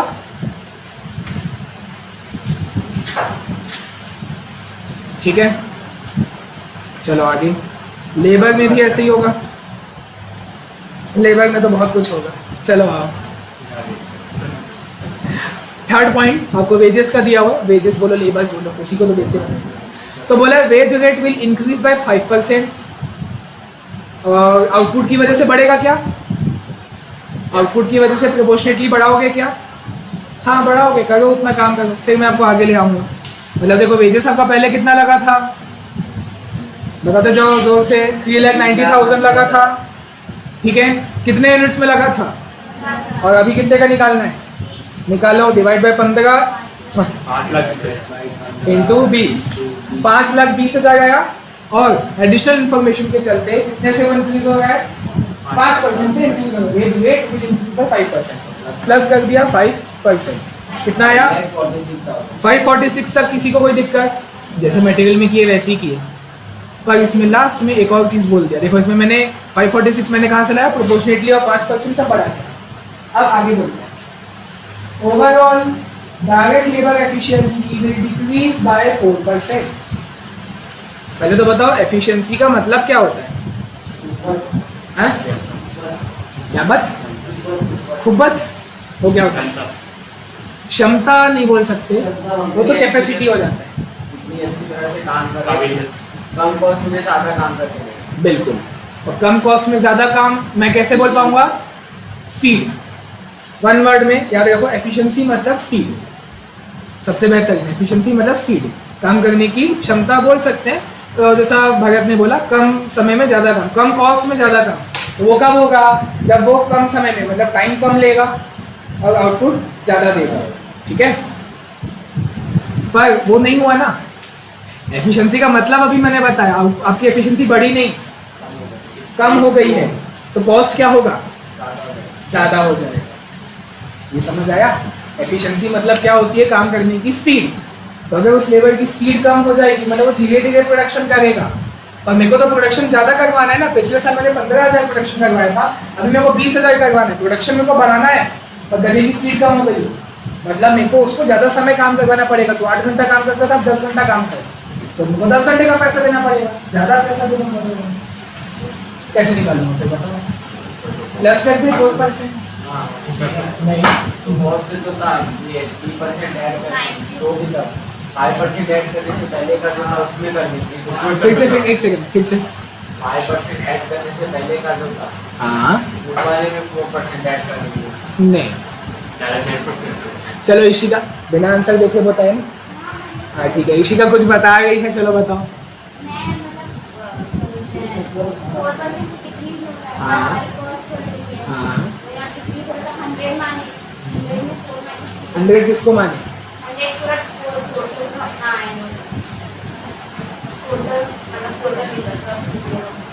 एफिशिएंसी पूरा नहीं समझो। इशिका ने सही बोला, ठीक है। देखो आपकी लेबर की एफिशिएंसी कम होगी 4% से, तो ठीक है बताओ पहले कितनी थी एफिशिएंसी? मैं 4% कम करने को दिखाने को रेडी हूँ। आप बताओ ना पहले कितनी थी एफिशिएंसी पिछले साल? मालूम है क्या? एफिशिएंसी नहीं मालूम है, वो तो कॉस्ट है ना जो आप निकालो, वो तो 390 तो कॉस्ट है। एफिशिएंसी मालूम है क्या पिछले साल का? नहीं मालूम है। Let it be 100, let the efficiency be 100 पिछले साल की। और अब क्या हुआ है? कितने से डिक्रीज हो गया है? 4% से, यानी 4 से डिक्रीज हो गया है। तो अभी का जो आपकी एफिशिएंसी है वो 96 के बराबर है। इस साल की जो आपकी एफिशिएंसी है वो 96 के बराबर है ना। तो कॉस्ट अब कैसे बढ़ाओगे? देखो ये जो आपका आया है 5,46,000 जो आपका आया है, ये कितने के बराबर है? 96 के बराबर है। तो इंटू 100 का कितना? मतलब हमको उनकी पिछले साल के कंपैरिजन के एफिशिएंसी के हिसाब से अभी कितना ज़्यादा पैसा देना है, वो मतलब इस तरीके से निकलेगा। तो पहले आप +4% नहीं कर सकते ना। कौन बोला कि डायरेक्टली जो क्या बोलते हैं, जो आपकी एफिशिएंसी है और वेजेस है वो डायरेक्टली प्रोपोर्शनेट नहीं है, वो इनवर्सली है। क्योंकि आपकी एफिशिएंसी कम हो जाएगी तो कॉस्ट बढ़ जाएगी। समझ आ गया क्या बोल रहा हूँ? आराम से बस इधर सुना। 96 आ गया। देखो 100 मैंने किसको अज्यूम किया था? पिछले साल की एफिशिएंसी की। Let the previous years efficiency be 100। पिछले साल की एफिशिएंसी को मैंने 100 मान लिया और क्वेश्चन में मेरे को बोला कि 4% से डिक्रीज हो गया इस साल। तो 96 क्या है? मेरी करंट ईयर की एफिशिएंसी है। करंट ईयर की आपकी एफिशिएंसी 96 के बराबर है। ठीक है, 90 यहाँ तक समझ आया? मैंने 100 मान लिया, मेरी एफिशिएंसी 100 है, 4% से कम होकर 96 है। ठीक है, तो ये जो मैंने अभी निकाला था 546 जो हम निकाल के बैठे हैं, कैसे निकाले? प्रोपोर्शनेटली बढ़ाए हैं और फिर 5% भी बढ़ाए हैं। तो वो आपका करंट ईयर का है कि प्रीवियस ईयर का? सोचो, करंट ईयर का है ना, तो मतलब इसीलिए वो 96 के बराबर हुआ। ठीक है, हाथ नीचे करो तो नींद नहीं आएगी। तो जो 546 है वो करंट ईयर का आपका वेजेस है और वो कितने एफिशिएंसी के बराबर है? 96 की एफिशिएंसी के बराबर है। तो इंटू 100 का आपका आ जाएगा ओवरऑल कॉस्ट। ठीक,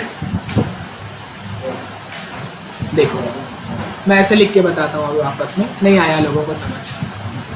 प्रीवियस ईयर का वेजेस और करंट ईयर का वेजेस जितना निकाल सकते थे हमने निकाला।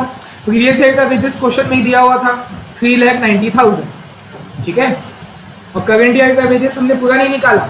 हमने क्या किया? 3,90,000 जो है डिवाइडेड बाय वो 15,000 यूनिट्स का है, तो इंटू 20,000 का कितना वो आया था। उसमें हमने वेज रेट बोला था एडिशनल इन्फॉर्मेशन में कि 5% बढ़ेगा, वहाँ तक हमने सॉल्व कर दिया था, तो जाके 546 तक आया था। इसमें कोई दिक्कत? और 546 फाइनल नहीं है ना, अभी वो और खर्चा बढ़ेगा, ये फाइनल खर्चा नहीं है। 546 और ज़्यादा बढ़ेगा। क्यों? क्योंकि एफिशिएंसी कम हो गई है। एफिशिएंसी जो है वो 4% से कम हो गई है। लोगों की काम करने की स्पीड 4% से कम हो गई है। अब लोग अगर कम स्पीड में काम करेंगे मतलब टाइम ज़्यादा लगेगा, तो ज़्यादा पैसा देना पड़ेगा। तो सर ज़्यादा निकालें कैसे? सिर्फ इसमें +4% कर दोगे तो वो नहीं हो पाएगा। मेरे को इसका लॉजिक आप लोग बताओ। मैं सिंपली एकदम सिंपल तरीके से +4% क्यों नहीं कर सकता? क्योंकि ये लॉजिक परफेक्ट है कि अगर आपकी एफिशिएंसी कम हुई कॉस्ट बढ़ जाएगा, तो मैं सिर्फ 4% प्लस क्यों नहीं कर सकता? और टाइम पास क्यों कर रहे हैं? 96 और 100 वाला क्यों करना है? तो 4% अपन करेंगे तो जो ऐड करा है अपन ने वेज रेट उसका भी इम्पैक्ट आ जाएगा एकदम से। आप इंक्रीज में भी इंक्रीज कर दोगे, मतलब ये वाली बात होगी, कंपाउंड इंटरेस्ट वाली बात होगी कि आप इंटरेस्ट में भी इंटरेस्ट लगा देंगे। एकदम परफेक्ट। जो 5% आपका वेजेस बढ़ गया उसमें थोड़ी, वो तो इसी साल का है। 5% जो वेज में इंक्रीज हुआ है वो इसी साल का है। ठीक है, जो आउटपुट भी बढ़े वो भी इसी साल का है। आप ऐसे डायरेक्टली नहीं कर सकते। इसमें मैंने क्या किया? 390 में 390 कितने यूनिट्स का था पिछले साल? ठीक है, तो हम लोग क्या करेंगे? 546 में आप डायरेक्टली 4% नहीं बढ़ा सकते, आपको एफिशिएंसी के हिसाब से देखना है। और एक कारण ये भी है कि एफिशिएंसी और वेजेस आर इनवर्सली रिलेटेड। अगर आपका एफिशिएंसी कम होगा तो वेजेस बढ़ जाएगा। अगर लेबर के काम करने की एफिशिएंसी बढ़ जाएगी तो उसका वेजेस कम हो जाएगा, क्योंकि जल्दी जल्दी काम कर रहे हैं ना, तो कम समय में काम खत्म हो जाएगा, उसको कम वेजेस मिलेगा। कम समय में काम खत्म, तो वेजेस आप जो निकालना चाहते हो, क्या निकालना चाहते हो? आप वेजेस निकालना चाहते हो, तो वेजेस और एफिशिएंसी आर इनवर्सली रिलेटेड। दोनों आपस में डायरेक्टली रिलेट नहीं है कि जितने से एफिशिएंसी कम होगा उतने से ही वेजेस बढ़ेगा, ऐसा नहीं है। बट इनवर्स है, बट उतने से ही नहीं होगा। तो इसलिए हमको ये सब टाइम पास करना पड़ा एफिशिएंसी वाला, कि भाई पिछले साल एफिशिएंसी कितनी थी, लेट इट बी 100। ये प्रीवियस ईयर वाला कॉलम है, लेट इट बी 100। तो अभी आपकी एफिशिएंसी 4% से गिरने के बाद कितनी हो जाएगी? 96 हो जाएगी। तो बस ये जो 5,46,000 है आपको क्रॉस मल्टीप्लाई करना है और कुछ नहीं है ना। इसको मैं गायब कर दूंगा। अब ये लो, आपको बस क्रॉस मल्टीप्लाई करना है। तो जो 546 है वो 96 के बराबर है, तो इंटू 100 के लिए कितना? क्रॉस मल्टीप्लाई करोगे तो भी वही होगा ना। ठीक है, तो आपका फाइनल आंसर आएगा 568,750। ठीक है, ये कॉन्सेप्ट को याद रखना है कि अगर एफिशिएंसी कम होगी तो वेजेस बढ़ेगा, और ऐसा नहीं कि डायरेक्ट 4% बस प्लस कर दिए। 4% एफिशिएंसी कम होगी तो 96 के बराबर है, उसके हिसाब से सोचना है। 483 468 हाँ 1051 750 हाँ। चलो बाकी में अब आसान है, वेजेस में थोड़ा सा कचपच था, अब आसान रहेगा, देखना आगे क्या आएगा। जल्दी है भाई, टाइम नहीं आ गया। हाँ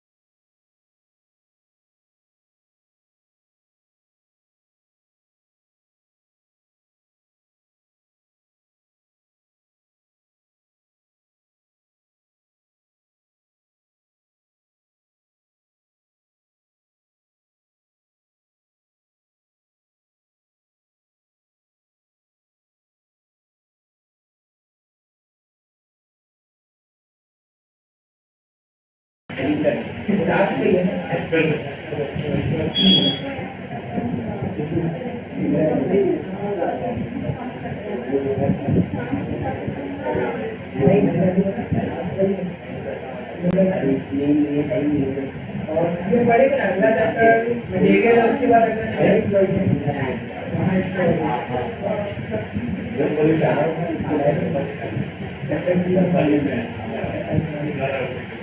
लाइन के हिसाब से कितने यूनिट्स काफी सही बोल रहा है, यूनिट्स के हिसाब से दोनों अलग अलग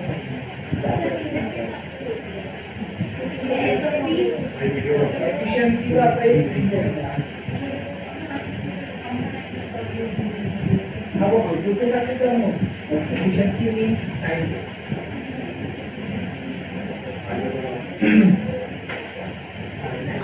चलो आगे आएंगे, आपका वेरिएबल वाला प्रोडक्शन ओवरहेड। तो देखो वेरिएबल वाला है 180, लिखो सब लोग कैलकुलेटर में 180, और क्योंकि वो वेरिएबल है सबसे पहले मैं आउटपुट के हिसाब से उसको बढ़ा देता हूँ प्रोपोर्शनेटली। 15,000 के हिसाब से है वो, तो 20,000 का कितना होगा बताओ? 240 होगा, और कुछ परसेंट बढ़ रहा है कि इन्फ्लेशन की वजह से। हाँ फोर्थ पॉइंट देखो, अच्छा सेम बोला है क्या? ठीक है, हाँ ठीक है, हाँ है बिल्कुल सही बात, ठीक है। हाँ variable overhead will be the same unit as last year, तो ठीक है same unit rate as last year, मतलब पर यूनिट वही रहेगा। वेरिएबल तो रहता ही है पर यूनिट सेम रहता है, हमने कल सीखा था। वेरिएबल कॉस्ट पर यूनिट तो सेम ही रहता है, ओवरऑल बढ़ जाएगा क्योंकि प्रोडक्शन बढ़ा है, तो ये 240 हो जाएगा। फिक्स्ड पे ध्यान दो, 60,000 लिखो कैलकुलेटर में। अब हाँ या ना में जवाब दो सब लोग। क्या ये 60,000 को मैं यूनिट्स के हिसाब से बढ़ाऊंगा? नहीं बढ़ाऊंगा, मतलब डिवाइड बाय 15 into 20 नहीं करूंगा। खाली जो इन्फ्लेशन की वजह से है, 5वें पॉइंट में बोला है कि fix production overhead, fixed production overhead will increase bye 25% बढ़ा दूंगा 75। ये इन्फ्लेशन की वजह से बढ़ा, याद रखना आउटपुट की वजह से नहीं बढ़ा है। आउटपुट का होता तो मैं 15-20 वाला भी करता मल्टीप्लिकेशन, ठीक है। 240 10 51 750 हाँ 13 66 750। अब एडमिनिस्ट्रेशन ओवरहेड फिक्स लिखो पहले कैलकुलेटर में 90,000 फिक्स्ड है ना। यूनिट्स की वजह से बढ़ाऊं क्या? नहीं बढ़ाऊंगा। और फिफ्थ पॉइंट बोले 25%, वो बढ़ा दूं क्या? देखो यहाँ बोले ना फिक्स वाला 25% बढ़ाऊं, अगर जवाब दोगे तब समझ आएगा। हाँ फिक्स्ड एडमिन ओवरहेड ये 90,000 है, फिक्स वाला 90 है, ये यूनिट्स की वजह से तो नहीं बढ़ेगा।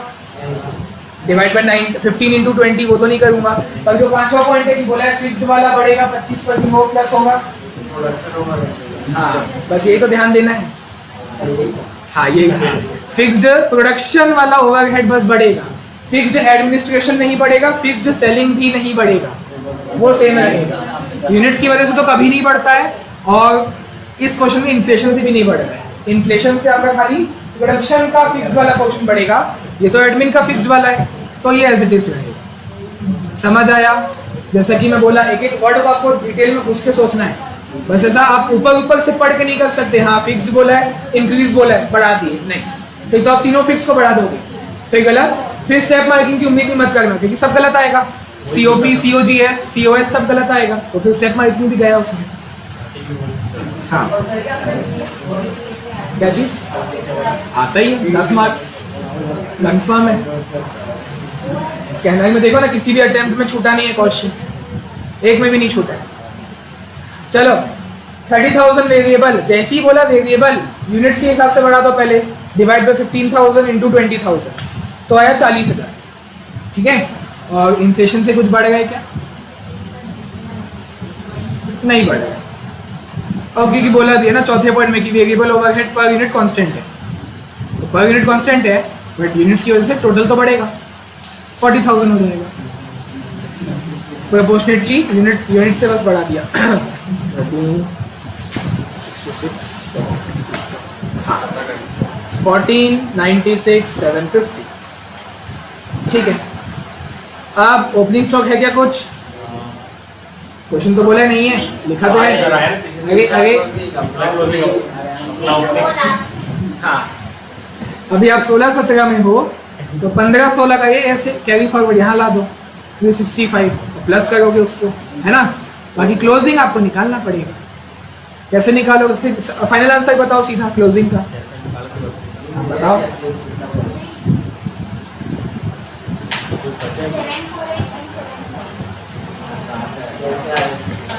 748,375, ठीक है।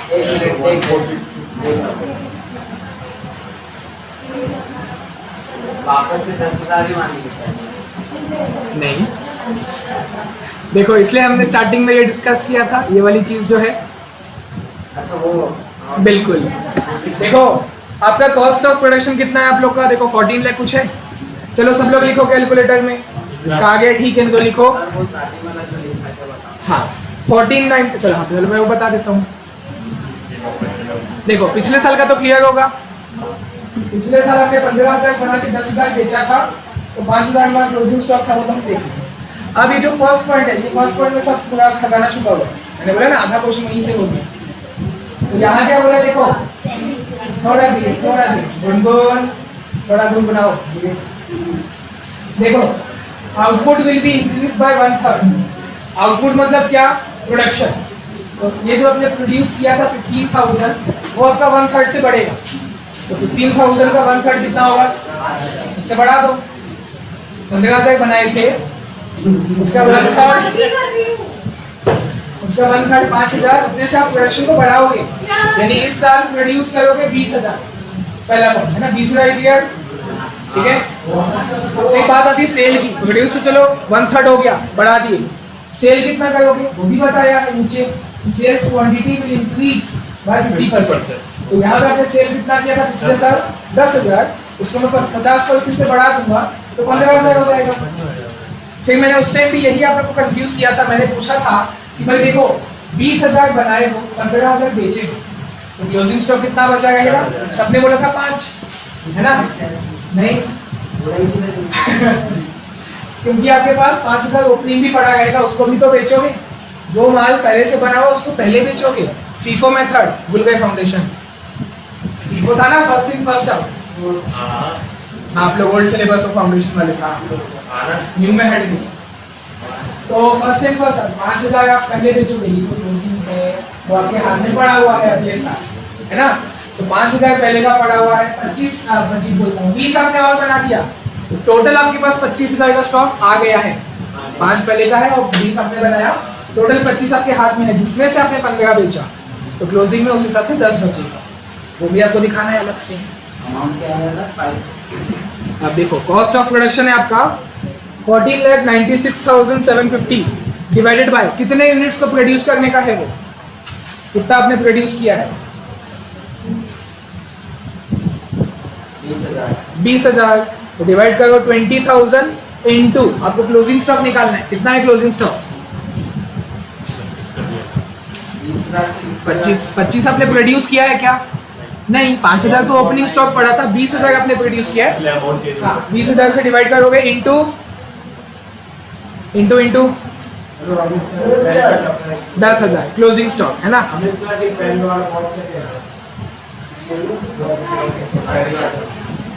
देख के गए तो कुछ भी बेचा देख के गए बिल्कुल को आएगी वो।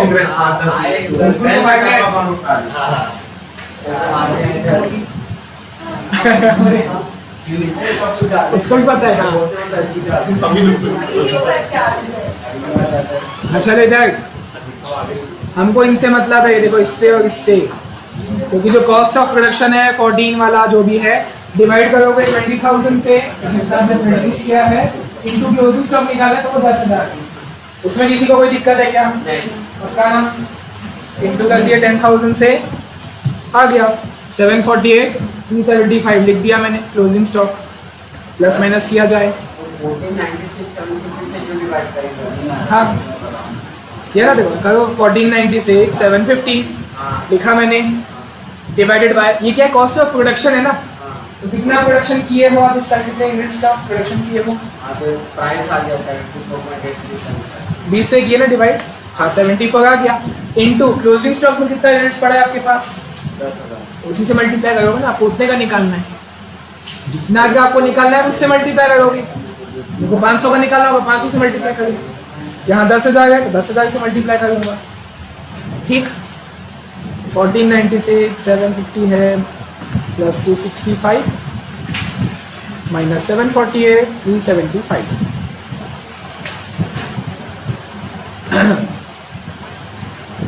11,13,375, ठीक है। फिर आते हैं सेलिंग एंड डिस्ट्रीब्यूशन ओवरहेड। पहले उठाओ फिक्स्ड वाला 80,000 फिक्स्ड वाला, जो कि आउटपुट की वजह से तो नहीं बढ़ेगा, इन्फ्लेशन की वजह से भी नहीं बढ़ेगा, वो सिर्फ प्रोडक्शन वाले के लिए बोला था, तो ये सेम एज इट इज आ जाएगा। हाँ, वेरिएबल वाला जो 80,000 है वो बढ़ेगा, तो बताओ किससे डिवाइड किससे मल्टीप्लाई? गलत। हाँ हाँ, सेलिंग ओवरहेड है ना हर्ष, तो जितना सेल किया हो उसके प्रोपोर्शन में बढ़ाओगे। सेलिंग ओवरहेड है, पिछले साल आपने कितना सेल किया था बताओ, और अभी कितना सेल किए हो? 15। तो 10 और 15 के प्रोपोर्शन में आप उसको बढ़ाओगे, 15 और 20 के में नहीं। 15 और 20 जो प्रोडक्शन का था, है ना। अभी सेलिंग ओवरहेड में आप सेलिंग वाले यूनिट्स को देखोगे कि भाई जो 80,000 है डिवाइड 10,000 यूनिट्स को सेल करने में लगा था, तो इंटू 15,000 में कितना, जितना सेल किया उसके हिसाब से देखना है। 120। हाँ अच्छा, हो गया क्या सेलिंग ओवरहेड की? और कुछ भी करना है? अरे बहुत कुछ करना है। पहला पॉइंट भूल गए क्या? एडिशनल। हाँ, एडिशनल एडवर्टीजमेंट एक्सपेंडिचर लगा है, तभी तो सेल क्वांटिटी बढ़ा है। कोई आसान बात नहीं है सेल को बढ़ाना। आपने 145,200 का एडिशनल एडवर्टीजमेंट किया है, तब जाके सेल बढ़ा है, तो वो भी तो खर्चा दे दिखाना पड़ेगा ना।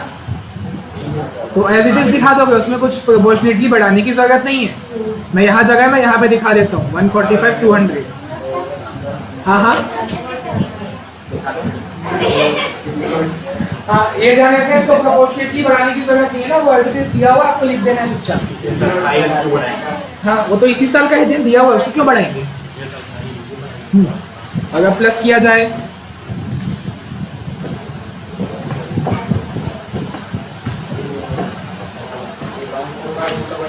हाँ 1458 575 ये आपका कॉस्ट ऑफ सेल, और सेल हम निकाल सकते हैं क्या? अच्छा देखो 7th पॉइंट हमने छोड़ दिया था, अब पढ़ लेते हैं। 7th बोलता है the company will revise it's selling price. फिर से आ गया, मतलब आपको न्यू सेलिंग प्राइस निकालना है वापस से, और निकालना क्यों दिया हुआ है टू 125 पर यूनिट, मतलब दे दिया है।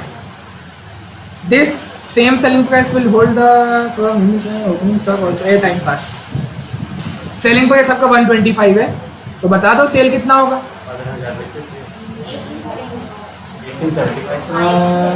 15 बेचे हो ना। हाँ ठीक है। हाँ, ये कहाँ से आया? चाहूँ तो मैं यहाँ लिख देता हूँ। देखो 15,000 यूनिट्स आपने बेचा है और 125 में बेचा है। 125 कहाँ से आया? सर लास्ट पॉइंट में 7 पॉइंट में दिया हुआ है। तो टोटल सेल हो गया 18,75,000, माइनस कर दो तो प्रॉफिट आ जाएगा 416 425। ठीक है, ये देखो 416 425 का प्रॉफिट। ठीक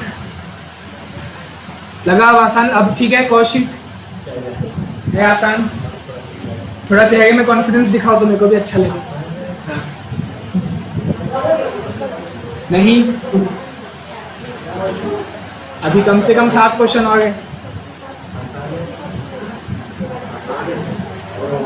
अभी पुरानी स्कैनर हुई है, उसमें भी 2 क्वेश्चन आप लोग का होमवर्क है।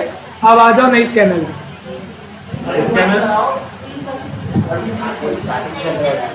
क्या स्टार्टिंग? धीरे धीरे तो बढ़ा रहा है। हाँ धीरे धीरे बिल्कुल। तो 12:15 से 2 तक चलेगा।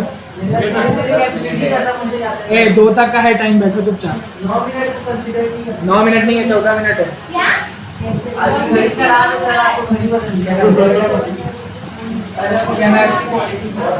उसका आगे बढ़ा देंगे आपके आने से पहले। आपके आने से पहले 10 मिनट आगे बढ़ा देंगे।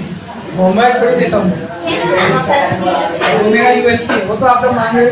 नहीं, अभी टेस्ट नहीं है, कल टेस्ट नहीं है, आज चल जाएगा। ठीक है, फिर खत्म करो। अरे सर, पढ़ते नहीं थे दूसरा। देखो लापरवाही नहीं करो, क्योंकि ये देखो ये आपका स्कैनर है ना, कितना पतला है, और ये मेगा स्कैनर। देख लो मोटाई, देख लो। और ऐसा नहीं कि रिपीट क्वेश्चन है, मेरे में सिर्फ पुराने, आपके में सिर्फ नए, कोई रिपीटेड क्वेश्चन नहीं है। और देख लो डबल से भी ज़्यादा ही है। सीएम में है ना? नहीं, सिर्फ इस चैप्टर का है सीए, और सिर्फ कॉस्ट शीट में सीएमए के क्वेश्चन डाल के रखे, बाकी सब आप लोग हैं। कुछ चैप्टर में सीए फाइनल का भी अरे सर है। स्कैनर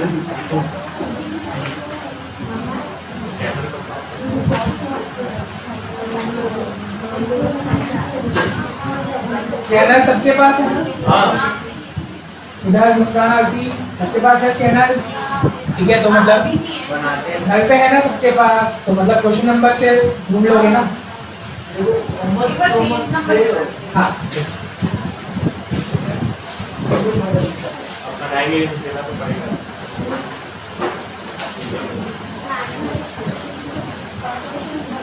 चलो ज़्यादा नहीं, 4 क्वेश्चन। टेस्ट नहीं है ना? अच्छा काम है कितना? 6 7। हाँ बता सब मैसेज कर दो।